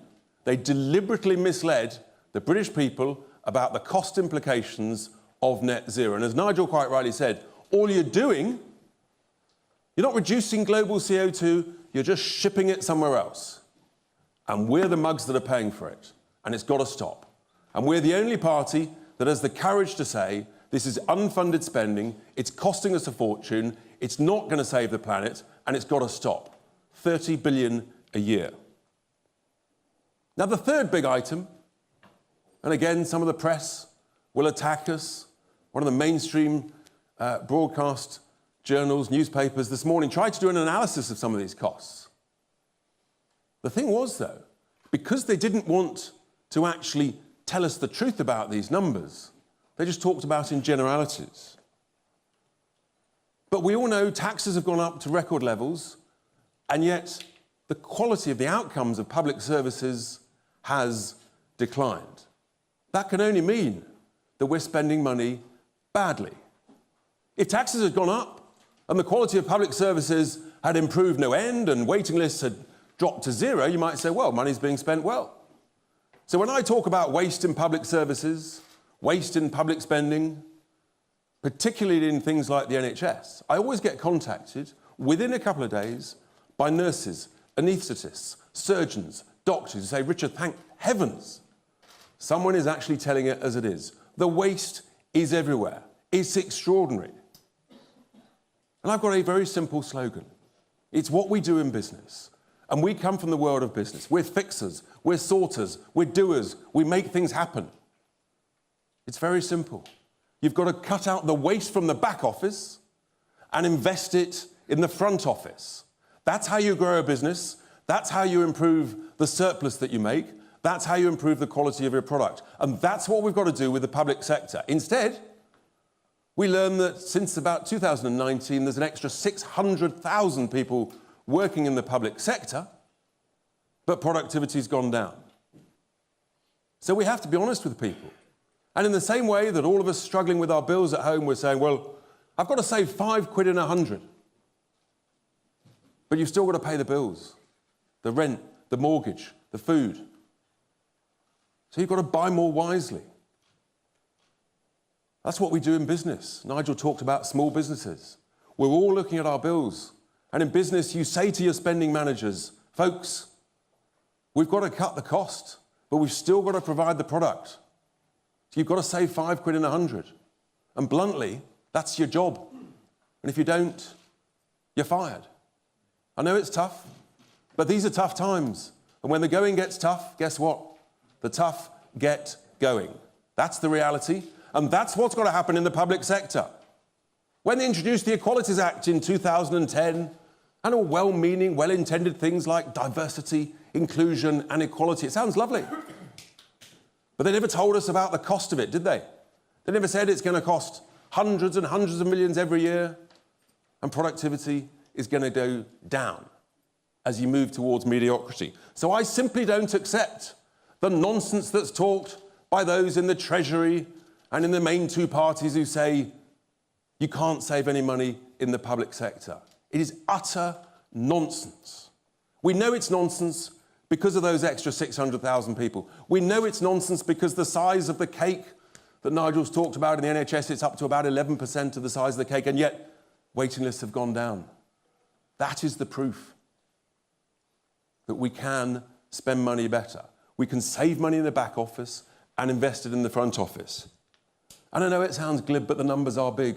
But if you save £5 in 100 in wasteful public sector spending everywhere, the quangos, the commissions, the local authorities, the government departments, it soon adds up. It's 50 billion quid plus or minus. These are big numbers. Per adult, it's about £1,000 a head.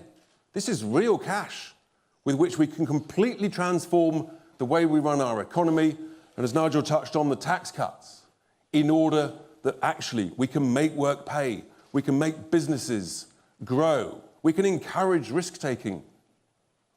Let's remember, the biggest risk in life is never taking one. That's what small business folk do. Those are the big savings.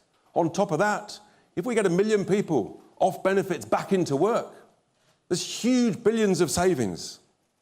Oh, another bugbear of ours, HS2. I mean, the Prime Minister scrapped the top end. Prime Minister, well, if you're going to do a job, for heaven's sake, just do it properly. Just scrap the rest of it. Billions more there. Foreign aid. We know there's huge amounts of waste in foreign aid. We could reduce the amount we spend on foreign aid, saving another 6 billion or so every year. These are huge savings. This is a completely different way of running our economy. I believe it's achievable. We know it's achievable. That's why we put this forward. And we know the current status quo, the main two parties tinkering at the edges, there's no growth. You can't tax your way out of this crisis. We've got to grow our way out of this crisis. And this, folks, is how you pay for it. We've got to stop paying the interest on the printed money. We've got to scrap net zero, and we've got to cut out the waste in the back office of the public sector and invest it in the front line. If we do these things, then we can make this country grow again. We can afford to invest where we need to invest, in growth, in tax cuts, in defence, and all the other things in this great contract. So I commend this to you. Reform UK commends this to you. This is how we pay for it. It can be done. No one's saying it's easy. Truth is, life isn't easy. But if you're not prepared to get tough with wasteful spending, then we are heading towards a very bad place. That's what we're about. That's what Reform UK is about. And that's why Reform UK is going up in the polls. Word is spreading. People love common sense policies and a common sense approach to what we do. I commend this contract to you. Thank you very much.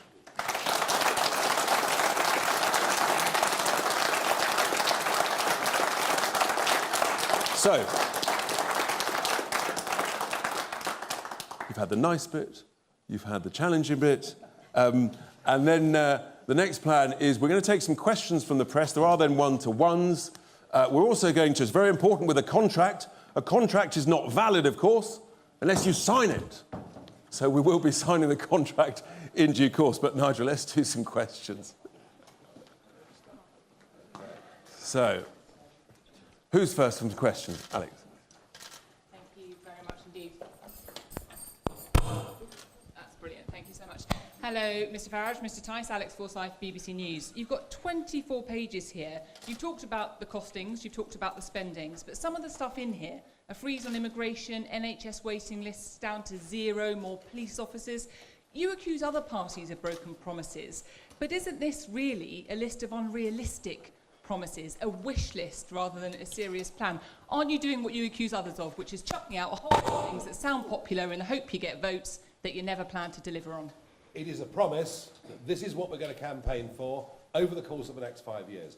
These are the principles, these are the issues. Richard talked about the way we can pay for things, but this is what we're going to campaign for. I said at the very start, we are not going to be in government this time round. But we are going to provide a voice of opposition, and this outlines where we're going to challenge Labour. On many of these things that we're discussing in this document, I mean, Labour don't even want to talk about these issues. So no, I think we've laid out very clearly where we stand, philosophically, ideologically, on a number of things, and this is what we're going to fight for. So no, I see no inconsistency with that whatsoever. It's very different, isn't it, to promising you'll reduce net migration to tens of thousands a year in consecutive manifestos, and then not even trying to achieve it. Chris Hope. Chris Hope, GBNews. Two quick questions. You're here targeting Labour. You're here in Merthyr Tydfil. But why are your policies aimed at the Tory voters? Describe for us a typical Reform voter. And to Richard Tice, on page 23, it says that you're putting up tax to 40% of GDP more than Labour. Why is that? Or am I reading that wrong? Well, hang on a second. I mean, you talk about Reform voters or Reform members. A very large number of Reform members are former members of the Labour Party. And they've been on that journey that millions did in this country, you know, from sort of 2010 on to now. I guess Lee Anderson being perhaps a very, very good example of that. And I think actually what we're talking about here in terms of giving those at the lowest end of the income scale or those trapped on benefits, we're trying to find some answers, some solutions, and things we can campaign for to try and make lives absolutely the best they can be for those at the bottom of the spectrum. Now, whether you regard that, Chris, as being a Labour policy or a Tory policy, I don't know. We just take the view that it's a right policy, it's the correct policy. And I actually think, what's interesting is immigration, the subject's always considered to be a right-of-centre debate. Across Europe, increasingly, it's something that parties on the left of politics are talking about as well. So I don't think it's sensible to pigeonhole much of what's in there as being Labour or Conservative, but I do believe, as Richard said, there's an awful lot of common sense. And these are the things we're going to campaign for, and I think they're going to gain widespread, considerable public support. Thank you. Just on your second point, Chris, yes, there's a simple expression here, which is that smart tax cuts that create growth pay for themselves over and over and over. And if we get higher growth, then guess what? You get higher tax revenues. And the compounding effect of that over a 5 to 10 to 15-year period is absolutely massive. And there's not enough discussion in this country about the benefits of growth. And there's no idea from the main two parties about that. So what we put in there is an estimate. If you grow the economy by an extra 1 to 1.5%, then the extra revenues, tax revenues, would be about 10 billion. Look, that's the reality. We've got to talk about growth and the benefits. Who's next? Sam Coates. Sam Coates, Sky News. Mr Farage, in your contracts, you're proposing to spend an extra £141 billion every year. That's about 30 times the amount that Labour are going to spend, or say they're going to spend, 10 times the amount the Tories, 3 times the amount that Liz Truss promised to spend. You did say that you weren't going to win the next election, but the scale of this, it's deeply unserious, isn't it? That's right, it's radical. It's fresh thinking. It's outside the box. It's not what you're going to get for the current Labour and Conservative parties, who are virtually indistinguishable, frankly, from each other. Is this radical fresh thinking on economics? Yes. Is it radical fresh thinking on constitutional change? Yes. Is it very radical change on the way our education system is currently bringing up our young children? Yes. Britain is broken. Britain needs reform. That's what we're here for. That's what we're trying to do. And Richard has also suggested some very interesting radical changes to pay for it. We're unashamedly radical. We want change. This isn't working, and nobody has got political arguments in this election to... I mean, it's basically more of the same. It is going to be a Labour government. We all know that. I said that 2 weeks ago when I came back, when Richard passed me the ball or the hand grenade that was fizzing or whatever it was. And I said that 2 weeks ago, that Labour are going to win. This is about who the opposition's going to be. And what we're talking about is what we're going to fight for over the course of the next 5 years. So, no, there's no rowing back from me, no apologies from me on this whatsoever.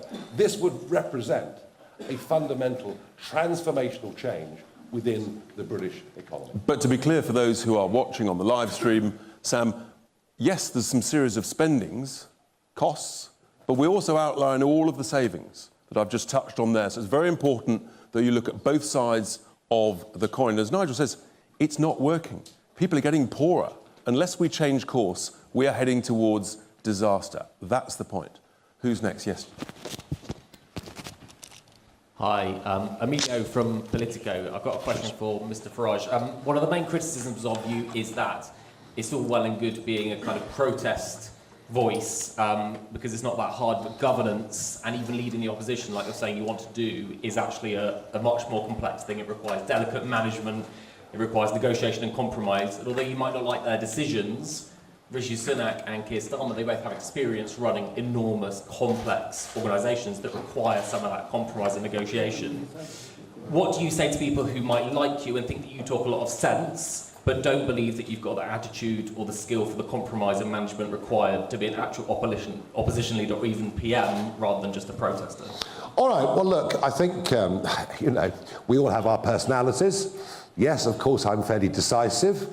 I have an opinion. Doesn't mean I don't listen, doesn't mean I don't change my mind, doesn't mean I don't respect others, doesn't mean I can't work as part of a team. And many people I work with in politics, I've worked with for many, many years. So I understand the point about compromise. But equally, you have to have a vision. You have to have a goal. And I've had that. I mean, this time 30 years ago, I was campaigning in the Eastleigh by-election in Hampshire, all right? And I did it, not because I wanted a career, far from it. In fact, in the end, I gave up a good career because I wanted to pursue goals. I wanted to pursue things that I believed in. And I've come out of retirement to do this for a similar reason, albeit it's not, as some would see it, the narrower point of self-government outside the European Union, although I never believed it was, but some saw it that way. This is about the way in which the country is run, the way in which the country is managed. So, yes, I can compromise if I need to. But I also think I've had some long-term views of politics, of society, that have been right. So, yes, I'm very confident.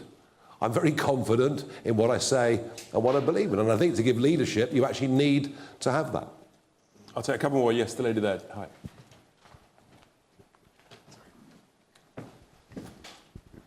Hi, Catherine Jones from S4C. You're here today in one of Wales's most deprived areas. Are you giving people here hope at this election, or is it just a list of things to hate, from immigration to devolution? That question is very closely linked to the previous question in this sense. This is not a protest document. This is not a protest vote. And it's been a common misconception with all the campaigns that I've run over the years. I remember sort of in 2011, 12, 13, you know, every by-election we'd hear, well, that was a shock result for UKIP. The protest vote is growing. It was always a protest vote, as people are suggesting this is a protest vote. When you actually poll people that voted for parties I led back then or now, when you poll them and ask them, is it a protest vote? They say, no, it's not a protest vote. We believe in what they're saying. We think they've got positive policy solutions for the future. So yes, of course, we're in an area that has done relatively badly compared to many others, and we genuinely believe the biggest beneficiaries of the ideas we're outlining here will be people, and I repeat the point, trapped on benefits who don't want to be there, or on low incomes, or with energy bills that they're struggling to pay. There is a lot more here, far more here, for those at the lowest end of the income scale than there is for anybody else.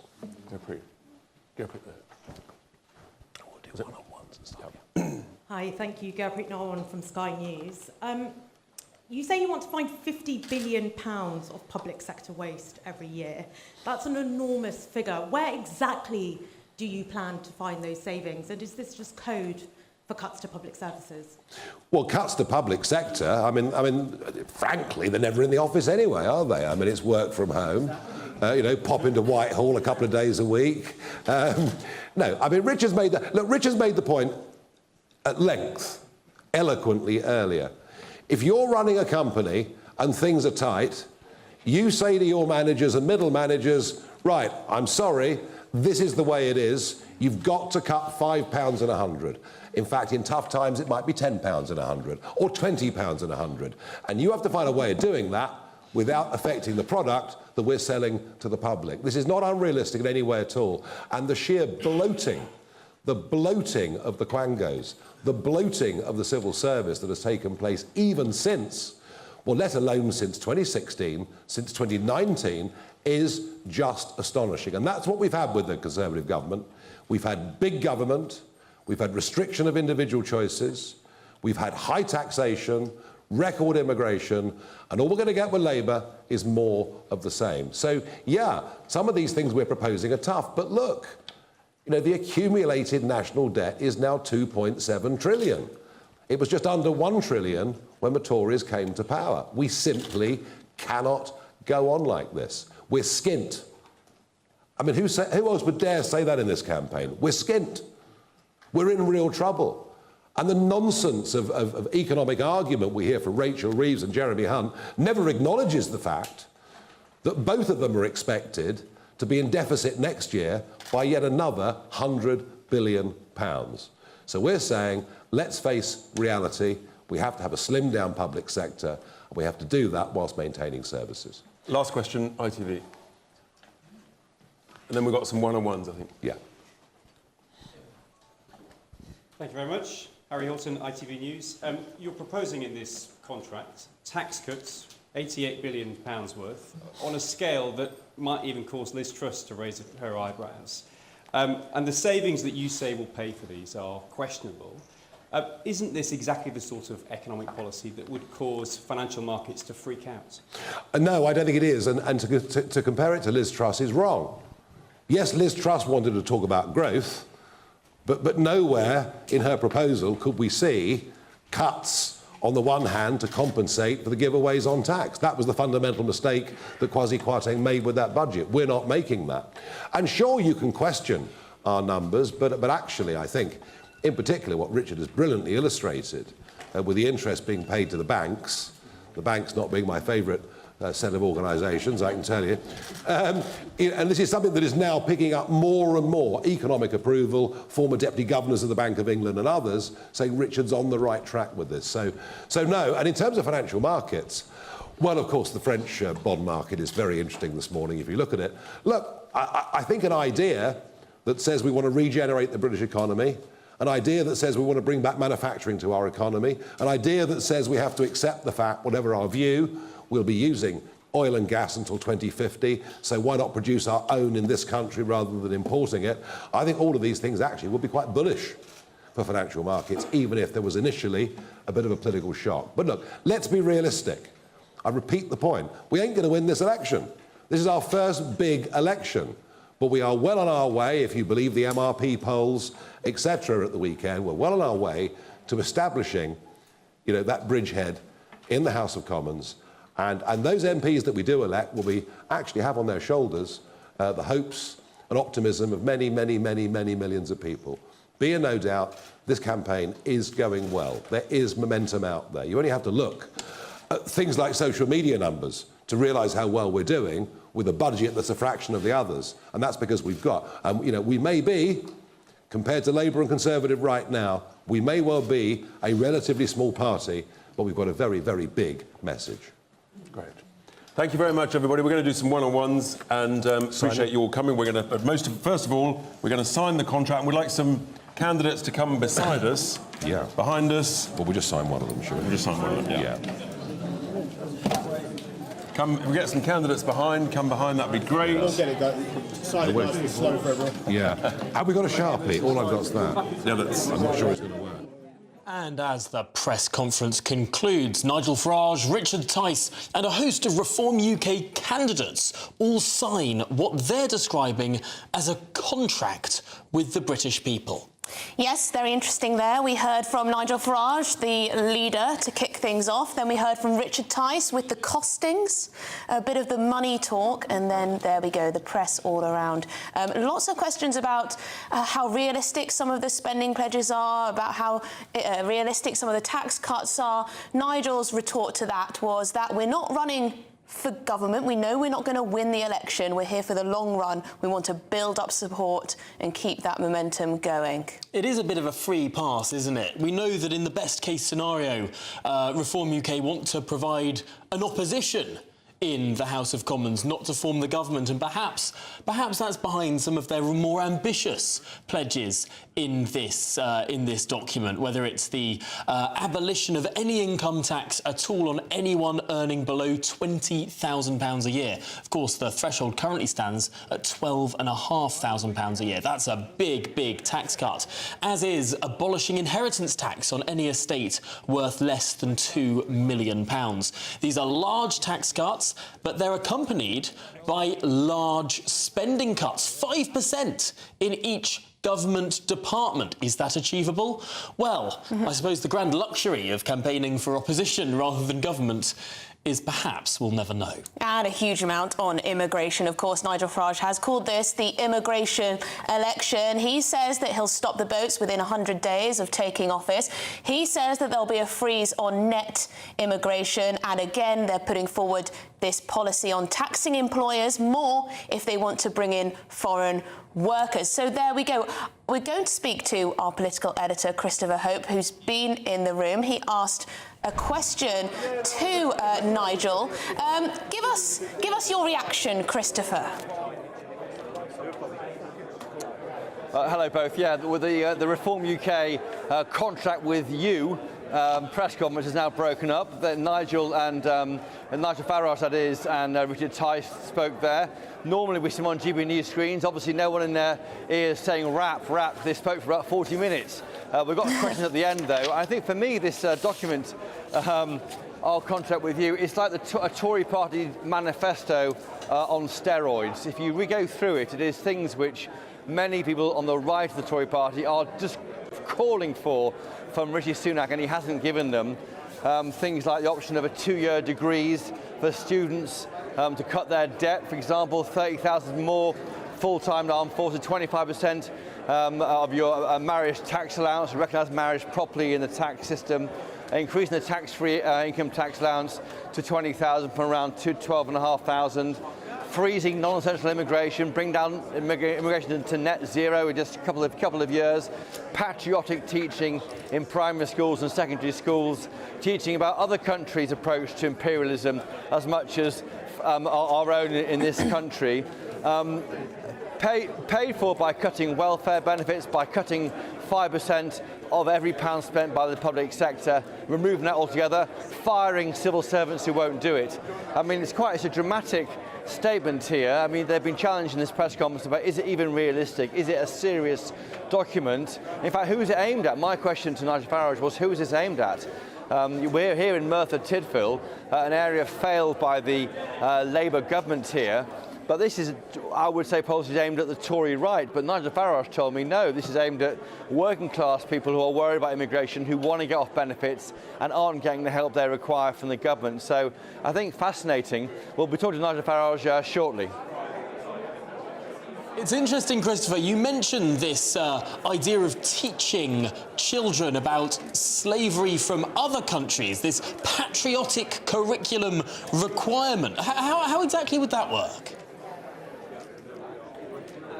Well, there's not a lot of detail on how it's going to work. In fact, it's about 100 words long, the section you're talking about, Tom.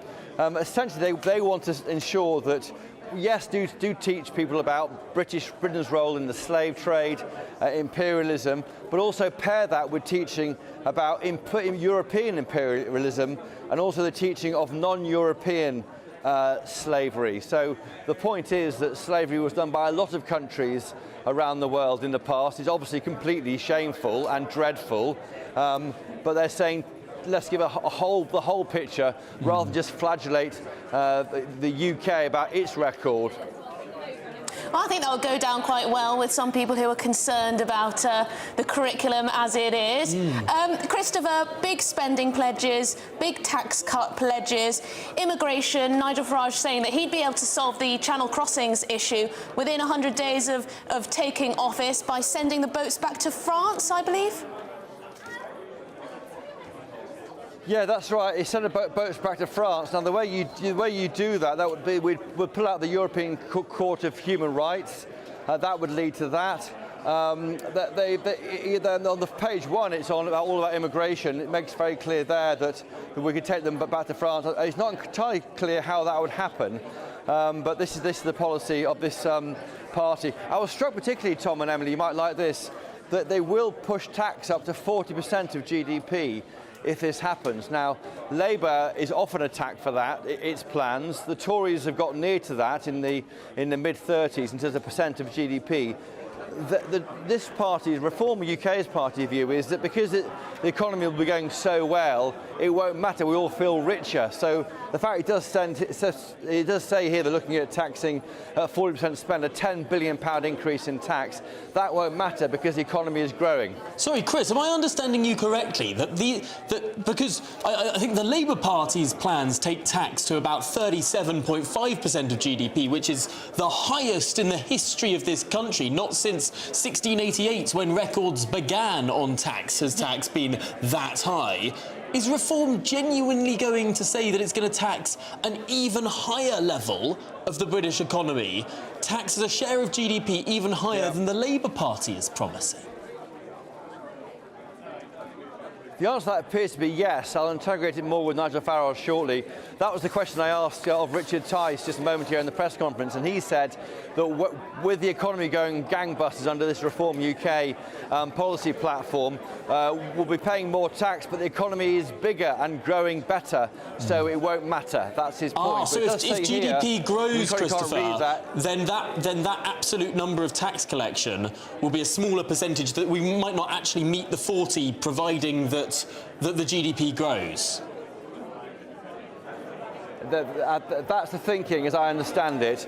Tax at 40% of spend, £10 billion. But the figures are eye-watering, £150 billion worth of savings. This will frustrate, I think, the Tories particularly, because these are things here that they could never say. And in a sense, Reform UK is thinking the unthinkable, trying to go as I say, for me, it's a Conservative Party manifesto on steroids. They've taken ideas which are infuriate Tory voters and said, well, let's try and deliver them. Well, thank you very much indeed. Christopher Hope, our political editor there at the Reform UK Manifesto launch, contract launch, sorry. Yes, and plenty there for Chris to dig into with both Richard Tice and Nigel Farage. We'll be speaking to them, interviewing them a little bit later this afternoon, of course, played out on GB News in all good time. Get your views in. Don't forget to get your views in. gbnews.com/your say. We'll have a little bit of time a little bit later to get to those. And meanwhile, the Labour Party has been unveiling their plans to create thousands of new jobs. We'll get more on that from Olivia Utley, live on the Labour Battle Bus. Olivia, what's Labour saying today? Well, what Labour wants to be talking about today is its plan to create 650,000 new jobs as a result of that green industrial revolution. Of course, the Labour Party was talking about giving £28 billion per year to green issues. That promise eventually disappeared, and what's left of it is this national wealth £3 billion. The Labour Battle Bus Wi-Fi strikes once again.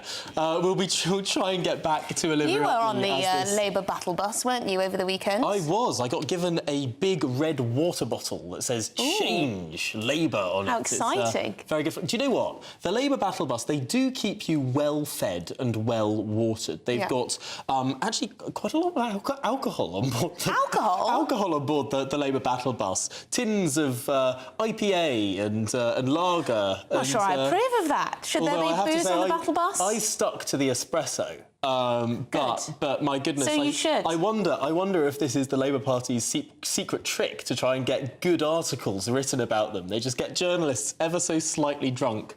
That's quite the accusation, Tom. I'm not suggesting that's what they do at all.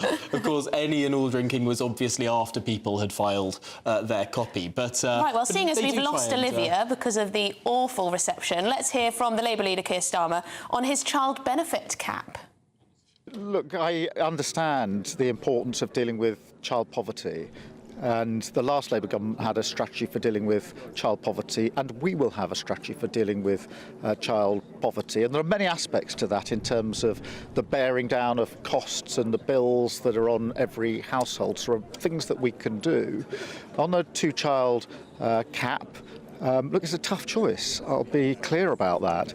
But one of the things that we are not going to do as we go into this election is to make announcements about changes that we can't afford, because a lot of damage has been done to the economy. So I'm taking the tough choice to say to people before they vote, these are some of the things we won't be able to do because of the state of the economy. What I don't want to do is do what the Tories are doing, which is sort of promise the earth without the funding.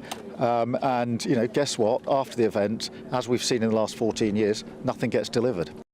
Now, this is quite an interesting one, this two-child benefit cap, because there are many left-wing think tanks and commentators urging Keir Starmer to drop it, to drop this cap, and Reform UK saying that they will. And it's not just the commentators who are saying drop it. I discovered something over the weekend that was fairly astonishing. A Labour commentator who actually has been on this programme before, Matthew Torbett, was on a different channel and posted to his LinkedIn page about abolishing the child benefit cap and doubling capital gains tax to raise around £15 billion was his assumption. And I spotted that Morgan McSweeney, now he's not a household name by any means, but he's the Labour Party campaign manager. He's the power behind the throne, the man more responsible than anyone else for the sort of Keir Starmer leadership project. He liked that post on LinkedIn saying double capital gains tax, raise £15 billion with that tax on investment and abolish the child benefit cap. And the big question mark is this what they are actually planning to do, even though it's not in the manifesto? Well, it must be said he's since unliked that and told people within the Labour Party that it was a mistake that he liked that post. But it does raise questions Is there more that the Labour Party is planning to do, taxes that they're planning to raise, spending that they're promising or preparing to carry out, that they're simply not talking about before the election? Well, they haven't ruled it out, have they? They haven't. They haven't ruled it out. They've only ring-fenced that national insurance, income tax and VAT. So there we go. Could capital gains tax be arisen soon? Doubled. Well, in other news, the Liberal Democrats are out and about. Ed Davey has announced help to rural motorists, who he says have been clobbered by the cost of living. He's significantly expanding rural fuel duty relief to 20 new areas. That's his proposal anyway. Here's what he had to say. Well, at the moment, 21 areas around our country, quite remote rural areas, they pay less for their petrol, 5p a litre less. We want to expand that. It was an idea that the Liberal Democrats brought in the first place, and we want to expand it to another 21. We consult on that. Places like Devon and Cornwall will be high on the list, but other remote rural areas in Scotland, in Mid Wales and Shropshire and Yorkshire and so on. But we consult on that to do it properly. It costs £7 million. And in our costings we published when we launched our manifesto, we had many ways we were raising the money. One of the big ways is through tackling tax avoidance. We're going to invest £1 billion a year in the tax authorities so they can raise $7 billion. They reckon they can raise more than that, but that's what we put in, and this would come out of that money. Ed Davey, unusually seen on a beach by a big body of water. What a surprise. Rural motorists being clobbered at the pump. I was accused of being a car supremacist over the weekend. Someone dug up an old clip of me essentially saying that these cycle lanes aren't good value for money. Sometimes. And they said that, oh, Tom's completely right on this. Oh, Tom Harwood knows what he's talking about and all of this. And I thought I'd just point out that I'm the one who knows how to drive. Oh, I know how to drive. What an outrageous accusation. Just because the It's a lie, it's a slander. Just because the government doesn't let me drive doesn't mean I don't know how to drive. Anyway, stick with us because we're going to be discussing that incident in Surrey in which the police drove over, or drove his car, a police officer drove his car into a runaway cow. Now, he's been removed from frontline duties. Is that fair? We're going to be having that debate as well as lots more analysis of the Reform UK contract with the British people. All that to come. Good afternoon, Britain. On GBNews.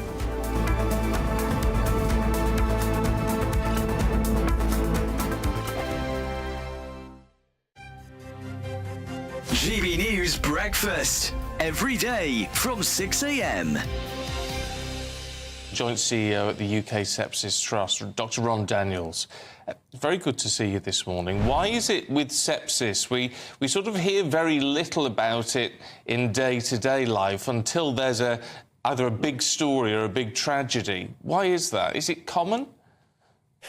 Well, it's astonishing, isn't it? We have a condition here that affects nearly 250,000 people across the UK each year and claims 48,000 lives. And just for context, breast cancer, and I'm not diminishing how horrible that can be, claims 11,000 lives. So sepsis is 4 times more prolific as a killer. I think the reason we don't hear about it is because it doesn't really belong to any particular speciality of doctors. It touches every aspect of healthcare, and therefore there's no professional group to be championing it, which means it needs an advocacy organisation like ours. My understanding is that it's when your own immune system starts to attack the tissues, but by the time people realise that their temperature isn't just flu or something, they can often be in quite a perilous state. It arises in people of any age, people with whether or not they've got underlying illness, and it can arise as a consequence of any infection. So it presents hugely differently. So what do we do? If you're concerned something is devastatingly wrong, there are 6 key symptoms to look for, and they spell the word sepsis. S for slurred speech or confusion. E for extreme pain in the muscles or joints. P for passing no urine, no water in a day. S for severe breathlessness. I for it feels like I'm going to die, and people really do say that. And then the final S for skin that's mottled or discoloured or very pale. Any one of those 6 in the context of infection, it goes straight to A&E. The People's Channel. Every Saturday, 10 till 12, we'll bring you all of the news that you need to know. We'll also remind you that there is so much to smile about. It's my favourite time of the week. I get to relax, enjoy some light-hearted stories, and let Ellie teach me about fashion too. That's Saturday Morning Live, every Saturday, 10 till 12. Only on GB News, Britain's news channel. Join me, Nana Akwe, for an informative, interactive news programme with a difference. It's fun. It's true. You're not wrong. No one will be cancelled. Lovely. Join me from 3 p.m. every weekend, only on GB News, Britain's news channel.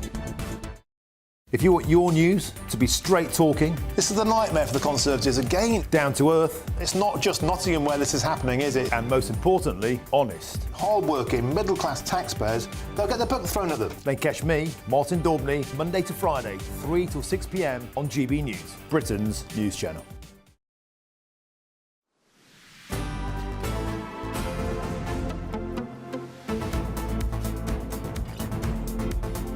Right, now over the weekend, a calf that had got loose in Surrey was hit by a police car. A video of the incident has caused a lot of upset on social media, and the police officer responsible has been now removed from frontline duties. Now, earlier today, on GB News, presenter Bev Turner caused a bit of a stir. She said the police officer may be justified in his actions, so we thought we'd get her back to debate this with dairy farmer Bruce Jobson. So, was it right that this police officer has been taken off frontline duties? Bev, go on. I think my response to this morning, which has made me desperately unpopular, I think, because we are obviously a nation of animal lovers, is that you've got a situation there in a very urban environment. There are quite a lot of roads in that area which are actually 50 miles an hour. Just around the corner, there's a couple of dual carriageways. And if that cow had made it onto one of those roads where a driver without the experience of a police officer might have hit it anyway and injured the cow, there could have been all sorts of people injured in a car pile-up. I think it was a really difficult decision to make on the spot, but the fact that the police officer has received such a lot of abuse for this and has had to have been stepped down from frontline duties just feels like a complete overreaction. He was trying to keep the people safe, the public safe. Unfortunately, for the cow, he obviously had to be restrained in some way to neutralise the risk to the public. And for me, that's all this police officer was doing. Well, let's throw that argument over to Bruce. Bruce Jobson, you're a dairy farmer. What do you make of how it was all handled? Well, I think it was disgusting, quite simply. I've had messages from all over the world through our network of dairy farmers and being an agricultural journalist, etc. But it was an overreaction by the police, not by the members of the public, Bev. And in fairness, you know, this was a 10-month-old heifer calf, stirk as we would call it. And, you know, it was being rammed by a police car or a jeep, I understand.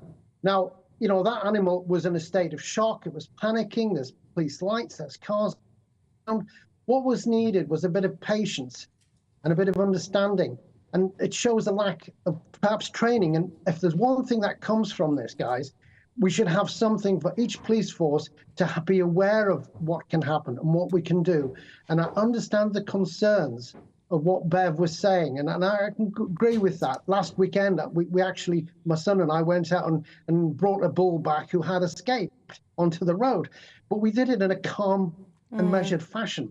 This is not a calm, measured fashion, Bev. And what I would say is this: that animal, 10 months old, was, you know, she could have been killed. She could have had a stifle broken. She could have, you know, how it survived, I don't know. Let Bev come back to that point about how they should have been more measured. Bruce, what I don't know, because, of course, we are in an urban environment here, and that police officer has probably never worked in a rural environment. There'll be nothing on his training that told him how to contain a cow near a dual carriageway. What could he have done? Correct, Bev. What could he have done in that instance to protect those cars that you can see in the background? Well, I can understand that, but you're absolutely correct. And that's what we've got to have. We've got to have a lessons learned. Please sit down with veterinary people and maybe the NFU or somebody like that. You're absolutely correct. But this measure wasn't the appropriate measure. What was? She should have been calm, What should he have done? Bring the animal in closer, switch off all the lights, get her calmed down. Maybe, if it been possible, Dougie, my great friend Dougie Beattie said earlier today, I think, you know, get a bucket with some stones in and rattle it and she'll come to you. But the animal was panicked, Bev. She was in. Now, if you were being chased down the street by a car 40 miles an hour, I'm sure Bev would have been running down the street. Right? Now, but the other thing is this: if that video had been seen, let's say it was a young farmer driving his 4x4 down the road and hitting a vehicle, would have Peter, would have the RSPCA, would have everybody who'd be taken to court. Now, well, is this let Bev come back on that, Bruce. You make a good point, but Bev. So let me just give you another example then, Bruce, because if it's a dog, let's say it's an American XL bully out of control running down the street, it's a threat to human life. Would you think it would be OK for the police officer to hit that dog? Well, that's a debatable issue, and I can understand if it was a threat to human life. But I think the cow was a threat to human life. I think the cow was a threat to human life. We disagree on that, Bev, because the animal was panicked. A 10-month-old heifer, a 10-month-old heifer calf is not like a rampaging bull that would be on the loose. Now, it's a question of measures, a proportionate measure of what do. The problem here, Bev, is that the police haven't been trained. It's a situation... Yes, Bruce, is the problem that, Bruce, you know everything about these animals and you know exactly how to deal with them because it is your expertise. You are a dairy farmer. I guess what Bev's trying to say is that the police had to make a decision after several hours and they didn't know what you know about You don't need cow wrangling in Feltham. You don't normally need to be able to lasso wild cattle around the Staines roundabout. They were chasing this calf for hours. Yeah. Presumably there is internet in the part of the world they were driving around. Does it take? Is it impossible to imagine a 3-second Googling of how to calm down a cow? Yes, Tom, it's impossible to imagine Googling how to calm down a cow when the 50-mile-an-hour A316 is 20 metres away and you've got a cow running towards it at 10 o'clock at night in the dark. But even if you Google it, what's it going to say? OK, let's go back to Bruce now. I just want to put... I can understand where you're coming from and I understand all the things you've put. It's a lack of training, a lack of understanding with the police. But I just want to ask you this question. Where's the biggest threat to danger? We've had animal protesters, not just protesters, but Just Stop Oil, blocking roads, blocking ambulances, stopping human beings from being taken to emergency operations in hospitals, weddings and funerals, right? Now, the police response was to arrest anybody who was trying to clear somebody out of the way. Now, is this two-tier policing? But the main thing to go away from this today is we need to get the police to get together with vets and give some form of Bruce, should training. the police officer be punished for this? Well, if it was a young farmer doing that on a Saturday night, I could understand him being arrested.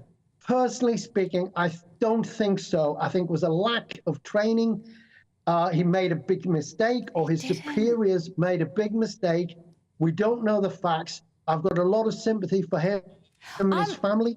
You know, I do have, but we need to... The truth of this is, let's get back to educating our police force about how to work with animals in distress. I'm OK with two-tier policing when they prioritise human beings over animals. Call me old-fashioned, but I think the safety of the human beings driving down that road should always trump the well-being of that cow, no matter how sad and distressing that footage is, and it is really unpleasant to watch. I think that police officer had a split-second decision to make. For 2 hours, they've been trying to catch that animal in that area, and I feel for him. My heart goes out for him today. OK, well, that's the two sides of a lot of sympathy. I've got a lot of sympathy for him. I think we all agree on that. He was put in a situation which he's never been put in before. And, you know, I have that understanding. But was the response correct? I don't think it was. Let's move this forward. Let's get this debate out. Bev, someone like yourself who loves animals, I know you do. I watch your program every day. And, you know, let's get the right proportion and let's educate the police and the public of how to, in a circumstance like this, how we can move this forward for safety of animals and for the general public as well. Fantastic stuff. Bruce and Bev, thank you very much for joining us. And I think everyone can take away from this a fact that we have all learnt now, which is if you see a calf or indeed a cow on the loose, get a bucket, get some stones and give it a jiggle.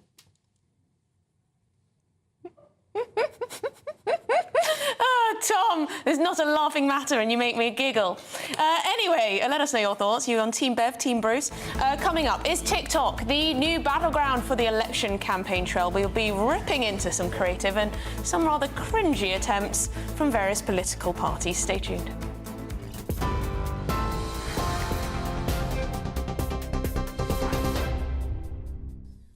Emily, thank you. The top stories this hour. Sir Keir Starmer is promising an end to what he's called chopping and changing in government, which he says discourages investment in Britain. The Labour leader addressed port workers in Southampton this afternoon, outlining plans to inject £7.3 billion into a new national wealth fund. He also vowed to drive down child poverty after a leading think tank warned the number of children affected by the two-child benefit cap will rise by a third over the next 5 years. But Sir Keir says the cap will remain for the time being. Look, it's a tough choice. I'll be clear about that. But one of the things that we are not going to do as we go into this election is to make announcements about changes that we can't afford, because a lot of damage has been done to the economy. So I'm taking the tough choice to say to people before they vote, these are some of the things we won't be able to do because of the state of the economy. What I don't want to do is do what the Tories are doing, which is sort of promise the earth without the funding. And, you know, guess what? After the event, as we've seen in the last 14 years, nothing gets delivered. Nigel Farage has launched his party's election contract, which he describes as a serious plan to reshape the way Britain is run. He opted not to call it a manifesto because he says too many voters have lost confidence in that term.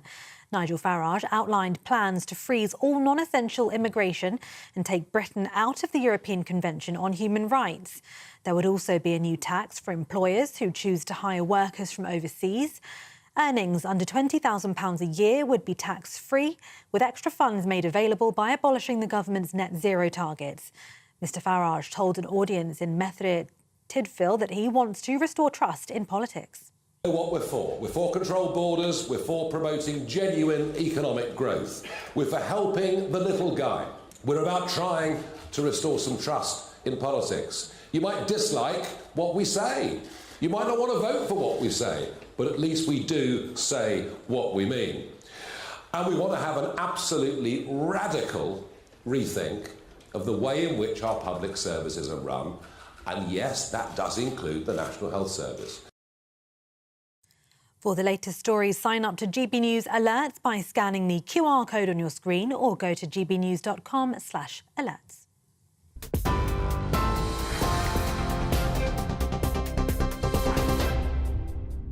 Cheers Britannia Wine Club proudly sponsors the GB News Financial Report.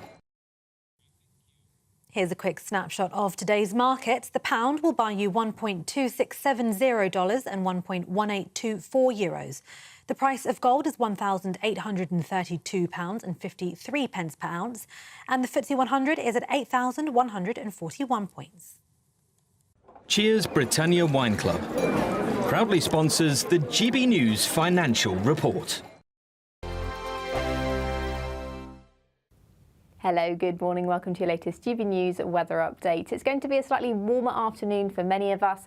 Should stay dry as well for many. However, there is a risk of some fairly heavy downpours, particularly across the north. That's where low pressure is closer to. You can see that area of low pressure here. We've got a northerly wind as well coming in around that low pressure across parts of Scotland, Northern England and Northern Ireland. So here it's still feeling fairly cool today, and there is a lot of cloud around. There's a risk of showers as well, particularly across eastern areas of Scotland and down towards the Midlands later on today. But for many across the south and the east, it should stay dry and bright through the day. Highs of 24 degrees in the southeast, so feeling much more like summer for many of us this afternoon. Through this evening, that area of low pressure will continue to move north and eastwards away from the UK, but there's still a risk of some quite heavy showers across parts of Scotland, particularly eastern areas of Scotland down towards the central belt, where there is a risk of thunderstorms as well. Now, it should stay fairly dry through the afternoon and into the evening across Northern Ireland, but it's going to stay quite cloudy here. Cloud will continue to clear, though, from the Midlands as well as those showers, and there will be some late sunshine for many central and southern areas of England and Wales. So not a bad end to the day. today, and that low pressure continues its journey away to the north and east of the UK, but there will be a continuation of rain pushing in to the far north of Scotland. Elsewhere, though, it'll be a dry night, clear skies developing. We could see some mist and fog around, particularly across these central areas of England, and temperatures will be around 11 or 12 degrees for many towns and cities tomorrow morning. A little cooler than that rurally, but there should be plenty of sunshine around first thing once again. However, Tuesday is going to be a slightly cloudier day compared to today, and actually across the southeast there's a risk of some very heavy rain. There's some uncertainty on that, so that's worth watching. There's a risk of some showers developing across the north and west. Once again, with more cloud around, it's going to be a slightly cooler day. Bye-bye. The latest GB News travel.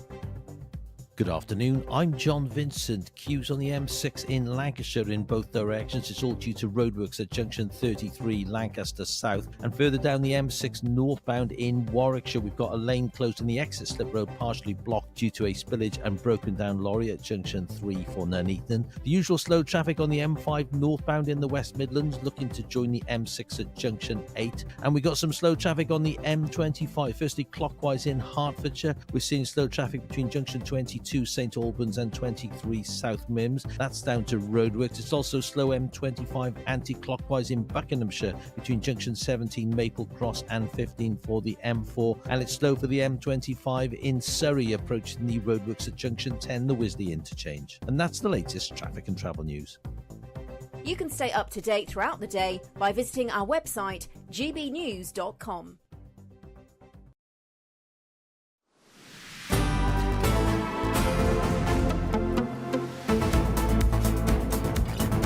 Well, a very good afternoon, Britain, to you. Now, Martin Donley is up next, as always, Monday to Friday, 3 o'clock. Martin, what's coming up? Well, we'll have the full analysis of Reform's contract with the people. Do the numbers add up? It's £141 billion a year giveaway, 3 times the amount of money that Liz Truss gave away.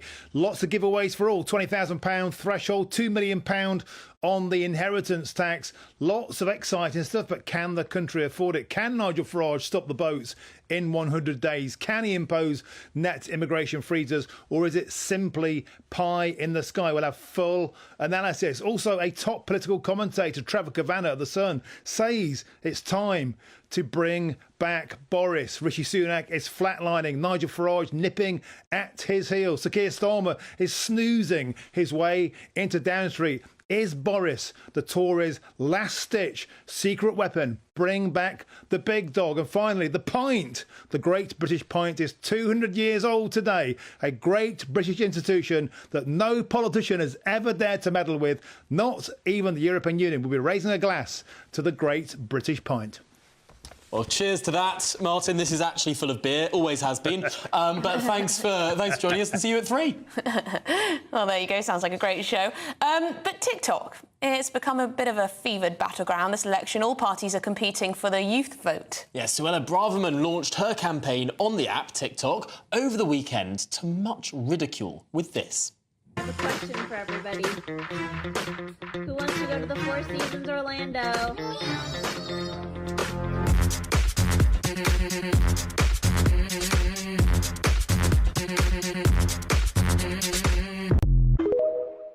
Well, there you go. There's Suella Braverman's musical hit. Labour have been winning the TikTok war so far. They've got edited videos such as this one.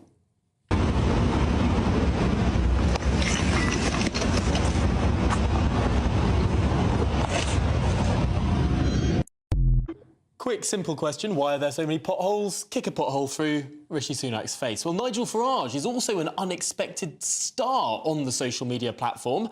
Have a look at this video, which garnered over 6 million views. Guess who's back? Guess who's back? Back again. Back again. He's not tuneful, is he? Well, Eminem, you see. Eminem, great tune, that. Well, should we get an expert's view? Because... Well, you're the expert. Come on, tell me what you think. I think that the shorter, more comedic videos do the best here. And the parties that don't go into long spiels about policy and sort of turn viewers off, but just do quick hits, whether it's just a simple message like I'm back or about potholes or whatever, those are the things that can really penetrate. If it's very, very short and humorous, they're onto a winner. The longer things, the things that are slightly off mark, not so... We had Dawn Butler's, didn't we, Labour MP last time, Labour candidate, last time with her 21 days to go. Yeah. To go with a garage tune, 21 seconds to go. Yeah. I mean, they're creative, you know, TikTok is the way to go. Quite interesting how Reform are saying that they're picking up votes with the 18 to 24-year-olds and Generation Alpha, too, as well as Generation Z. I have to say that 6 million views on that Nigel Farage TikTok was more than anything I've seen recently that the Labour Party's put out. That's a lot of eyeballs. That is a lot of eyeballs. Shall we get an update on the violence between England and Serbian fans before the teams played at the Euros yesterday? Now, for radio listeners, what we're seeing is pictures of tables and chairs being thrown by fans. Yes, it got a bit violent, didn't it? Joining us now is our reporter, Charlie Peters. Charlie, describe the scenes. Well, at 3:45 yesterday in Western Germany, we saw this violence erupt between Serbian and English fans. Now, some 40,000 England fans have travelled to Germany for the Euros this weekend, but 150 of Serbs and English fans were caught up in this violence yesterday. Tables being thrown, as you saw, and chairs. And now, the update from the German police this morning is that 8 men have been charged. 7 of them Serbs and 1 English fan also charged by the German authorities this morning. Now, originally, the UK policing football unit said that they were unaware of any English nationals, British nationals being involved in any of the police charges, but that's the update we've had from today. We also learned from the German police that 1 English fan was hospitalised with a serious head injury, but he actually discharged himself and then went on to the game to watch England win 1-0. Now, this happened yesterday. It's the first serious major bit of violence that's happened over the Euros Championship so far between fans, and it comes on the back of quite a concerning number of incidents in Germany this weekend. On Friday night, an Afghan national went on a mass stabbing spree in Magdeburg, killing 1 and severely injuring 2 and lightly injuring 1 other. He was shot dead by the police there in Western Germany. In the north, in Hamburg, we also had an incident on Saturday where a man armed with an axe and an incendiary device believed to be a so-called Molotov cocktail was threatening people in the streets. He was also shot by the police. He was not being killed by the police. He's receiving medical care. And it comes earlier this month after a known Islamist was arrested at Cologne airport after reportedly sending cryptocurrencies to an Islamic cell, a terrorist cell in Afghanistan. Now, the German Interior Ministry has issued a statement over the weekend after this cacophony of incidents, both from a security and footballing hooligan perspective, saying that they have armed themselves against all possibilities and are ready to react to whatever comes. But really, in the first 3 days of this footballing championships, it's exactly the kind of thing that the authorities wanted to avoid. Charlie, am I right in thinking you don't get this at the rugby?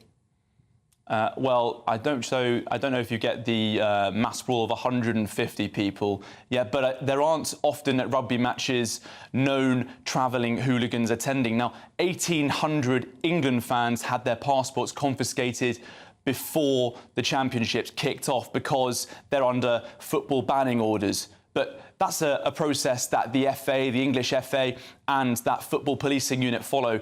Other nations don't have the same strategies. Now, as we understand it, several hundred Serbian hooligans are known to have travelled to Germany ahead of the competition.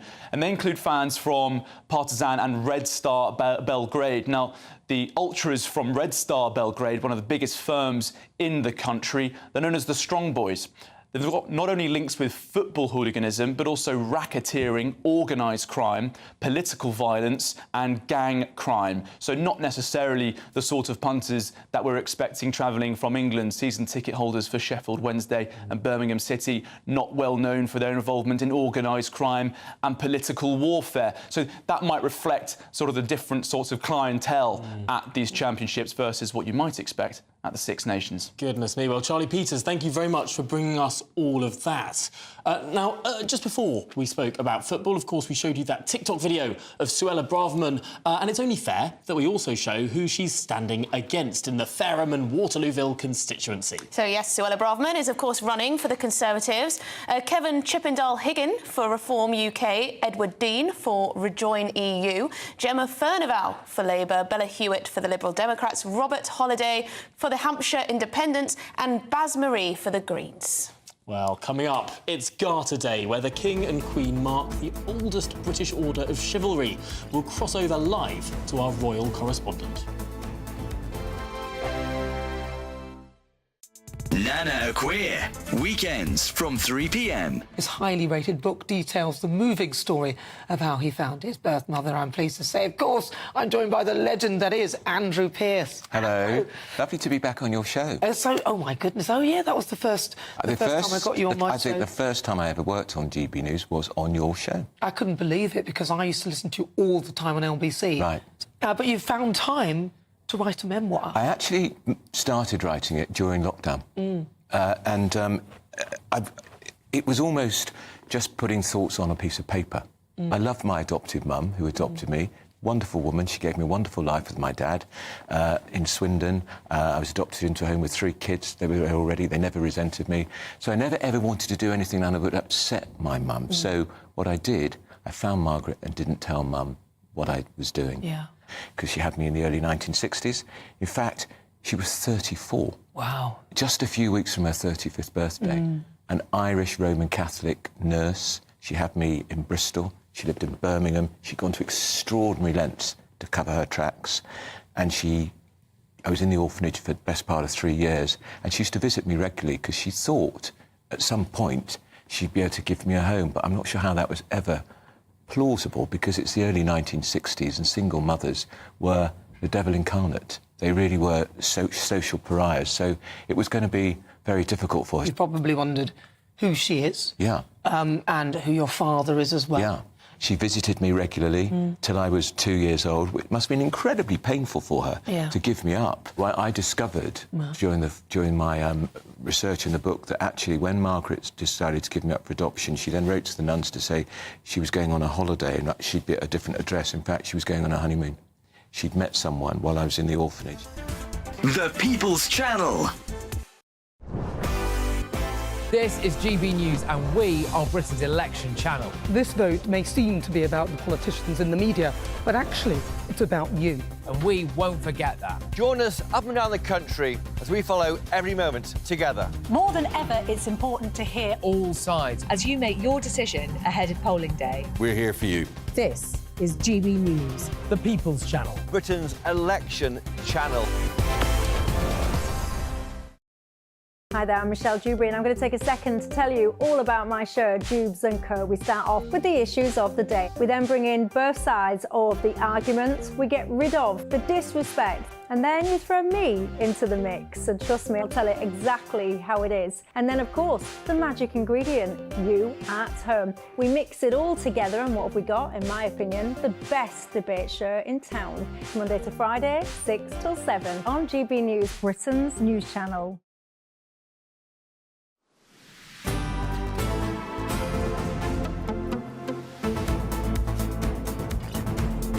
Good afternoon, Britain. It's just coming up to 10 to 3, and I have to say a lot of you have been writing in about what we were discussing a little bit of time ago, the extraordinary reaction of that police officer who ran over a car in an urban environment. Yes, Frank's got in touch. He says what this police officer did to this cow was cruel and totally unnecessary, ridiculous and unacceptable behaviour.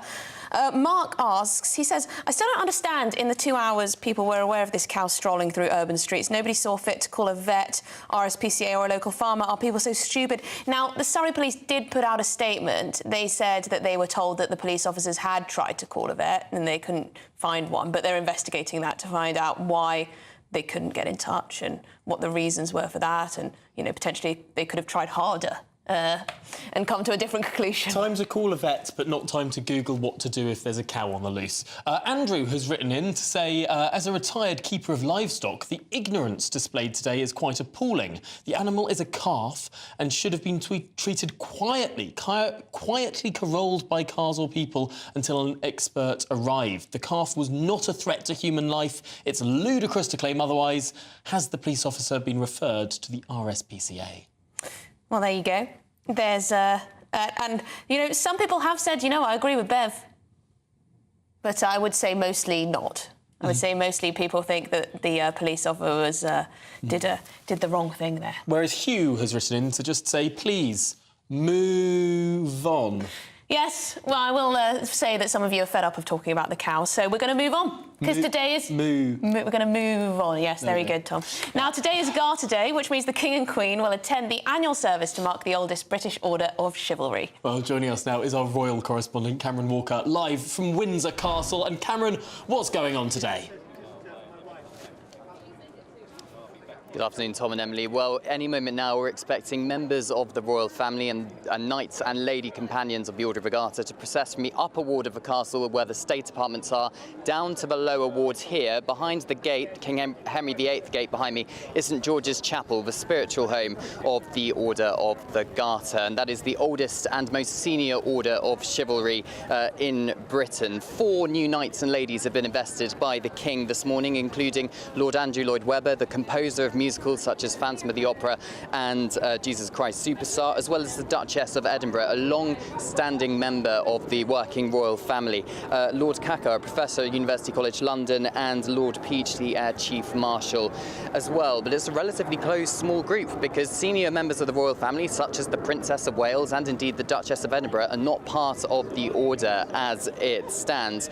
But Buckingham Palace has confirmed the King is attending, despite the fact he's still undergoing cancer treatment. But there was a bit of a question mark as to whether Garter Day would be happening at all, because we've got the general election taking place, and Buckingham Palace announced when we found out the general election was taking place that each engagement with a member of the royal family carries out will be on a case-by-case basis, because they cannot distract from a general election. But knights and ladies are kind of given out at the sole discretion of the sovereign, so there's no government or parliamentary interference. There is a bit of an elephant in the room as well. That is the Duke of York. He remains a knight of the Garter, but he's not expected to take part in the public procession down to St George's Chapel, but he was expected at both the investiture and the private lunch afterwards. But the procession, of course, is very traditional. They'll be wearing white plumed hats, dark blue velvet robes as well, and then will depart following the service at St George's Chapel in carriages back up to the castle. So we're expecting the King,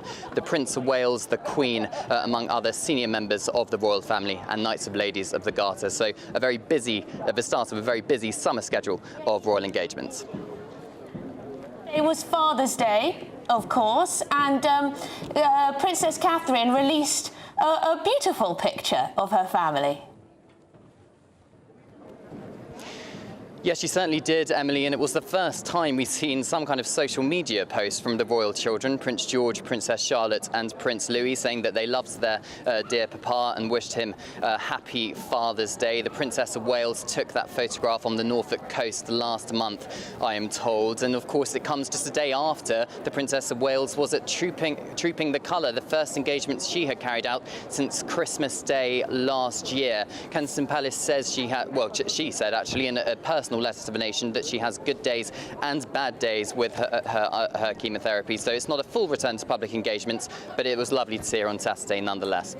It certainly was. And do we have any clue about what further engagements she will be making? Obviously, as you say, there are always going to be up and down days. There's always going to be backwards and forwards. Do we have any sort of clue about, is this the start of a slow return to public duties or more of a one-off? Well, Kensington Palace has ruled out the Princess attending the Garter Day and indeed Royal Ascot this week, but they have not ruled out further engagements before the summer is out. But they're taking it very, very slowly and giving the Princess the time and space to recover. So I don't think they're going to confirm anything until the Princess is ready to carry out another engagement. OK, well, thank you very much indeed, Cameron Walker, our royal correspondent there from Windsor Castle. Yeah, and a lovely sunny day that it's turning out to be. If only it was this sunny on Saturday, but, you know, you can't have everything. Yes, everyone with their umbrellas, the brollies out. I do love to see, you know, how people care so much that they're willing to stand in the rain and get absolutely sodden to see the royal family. It's rather nice. A marvellous British tradition. I've seen some people referring to the weather this month not as June, but as January. Well, it's nice today, I think. That's true. I think it's nice today. The sun has got its hat on. Finally hit summer. Well, that's it from us this hour, but join us, of course, the same time again tomorrow. Up next, Martin Daubney live with an interview of Nigel Farage. But shall we, before then, learn just how sunny it is? It's the weather. A brighter outlook with Box Solar, sponsors of weather on GB News. Hello again, welcome to your latest GB News weather update from the Met Office. The rest of the day will see further showers for many northern areas, but some evening sunshine to come as well. But across the north, that's where we've got low pressure in charge. It's bringing in a northerly wind as well. So here, it's still felt quite cool through today so far, and that cool feel will continue for the far north of Scotland. But the showers will tend to fade away, and actually there should be some late sunshine for many southern and central areas, even across the northwest as well. And then that will turn into a fairly clear night tonight. We could see some mist and fog around though by tomorrow morning, where we have seen any showers around, and temperatures will be around 11 or 12 degrees, similar to this morning by tomorrow morning. And some early sunshine as well, particularly across many central and eastern areas, away from any of that mist and fog. But actually across the north of Scotland, we've got this northerly wind dragging in some quite persistent rain through much of the night. So quite a cool feel here. But further south, across parts of Northern Ireland, parts of southwestern Scotland, we could see a bit more in the way of sunshine, highs and temperatures around 13 degrees first thing. Not too bad in the sunshine. Across the far south as well, once that mist and fog clears, it should be a fairly bright start to the day. But notice this very bright colour on the south and east. That's some heavy rain moving across parts of France and Belgium that could clip parts of Kent, Sussex and towards Essex in the southeast, possibly through Tuesday afternoon. Further north, we could see some heavy showers breaking out across parts of Scotland and northwest England, and there's going to be more cloud around tomorrow. The temperatures won't be quite as high, around 19 or 20 degrees for many areas. Cooler than that if you do get stuck under any more persistent rain. Then through Tuesday evening, many of those showers will tend to fade away. It should lead us into another fairly dry evening with some late evening sunshine, and there'll be more sunshine to come through the rest of the week as it starts to continue to feel a bit more like summer, with temperatures around average. Bye-bye. That warm feeling inside from Boxed Boilers, sponsors of weather on GB News.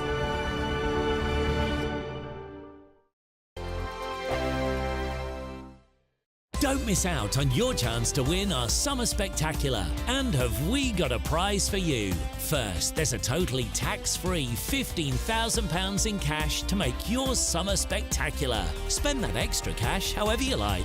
You'll also win a brand new iPhone, Apple AirPods, and if that wasn't enough, a £500 voucher to spend at your favourite UK attraction, so you can enjoy amazing days out this year. For another chance to win the iPhone, treats and £15,000 cash, text prize to 63232. Text costs £2 plus one standard network rate message. You can also enter online at gbnews.com/win. Entries cost £2, or post your name and number to GB06 PO Box 8690 Derby DE1 9TT. UK only. Entrance must be 18 or over. Lines close at 5 p.m. on the 28th of June. Please check the closing time if listening or watching on demand. Good luck. In the GB newsroom, we bring you the news as it happens. With our team of dedicated journalists across the UK, GB News brings you accurate reporting of the day's topical agenda. When the news breaks, wherever and whenever it's happening, we'll be there. This is GB News, the People's Channel, Britain's news channel. Join me, Nana Akwe, for an informative, interactive news programme with a difference. It's fun. It's true. You're not wrong. No one will be cancelled. Lovely. Join me from 3 p.m. every weekend, only on GB News, Britain's news channel. I'm Patrick Christie's. Every weeknight from 9, I bring you 2 hours of unmissable, explosive debate and headline-grabbing interviews. What impact has that had? We got death threats and the bomb threats on. As time passes, She could have said storm. You made my argument for me. My guest and I tackle the issues that really matter with a sharp take on every story. Went everywhere. something practical could be done. Or I can become something different. Patrick Christie's tonight from 9 p.m. only on GB News, Britain's news channel. Are the newspapers getting you down? My wife didn't divorce me that month. Struggling to separate the wheat from the chaff? I know that it's a bit of a circus at the best of times. Well, don't worry. Headliners has got you covered. We'll take the burden of reading the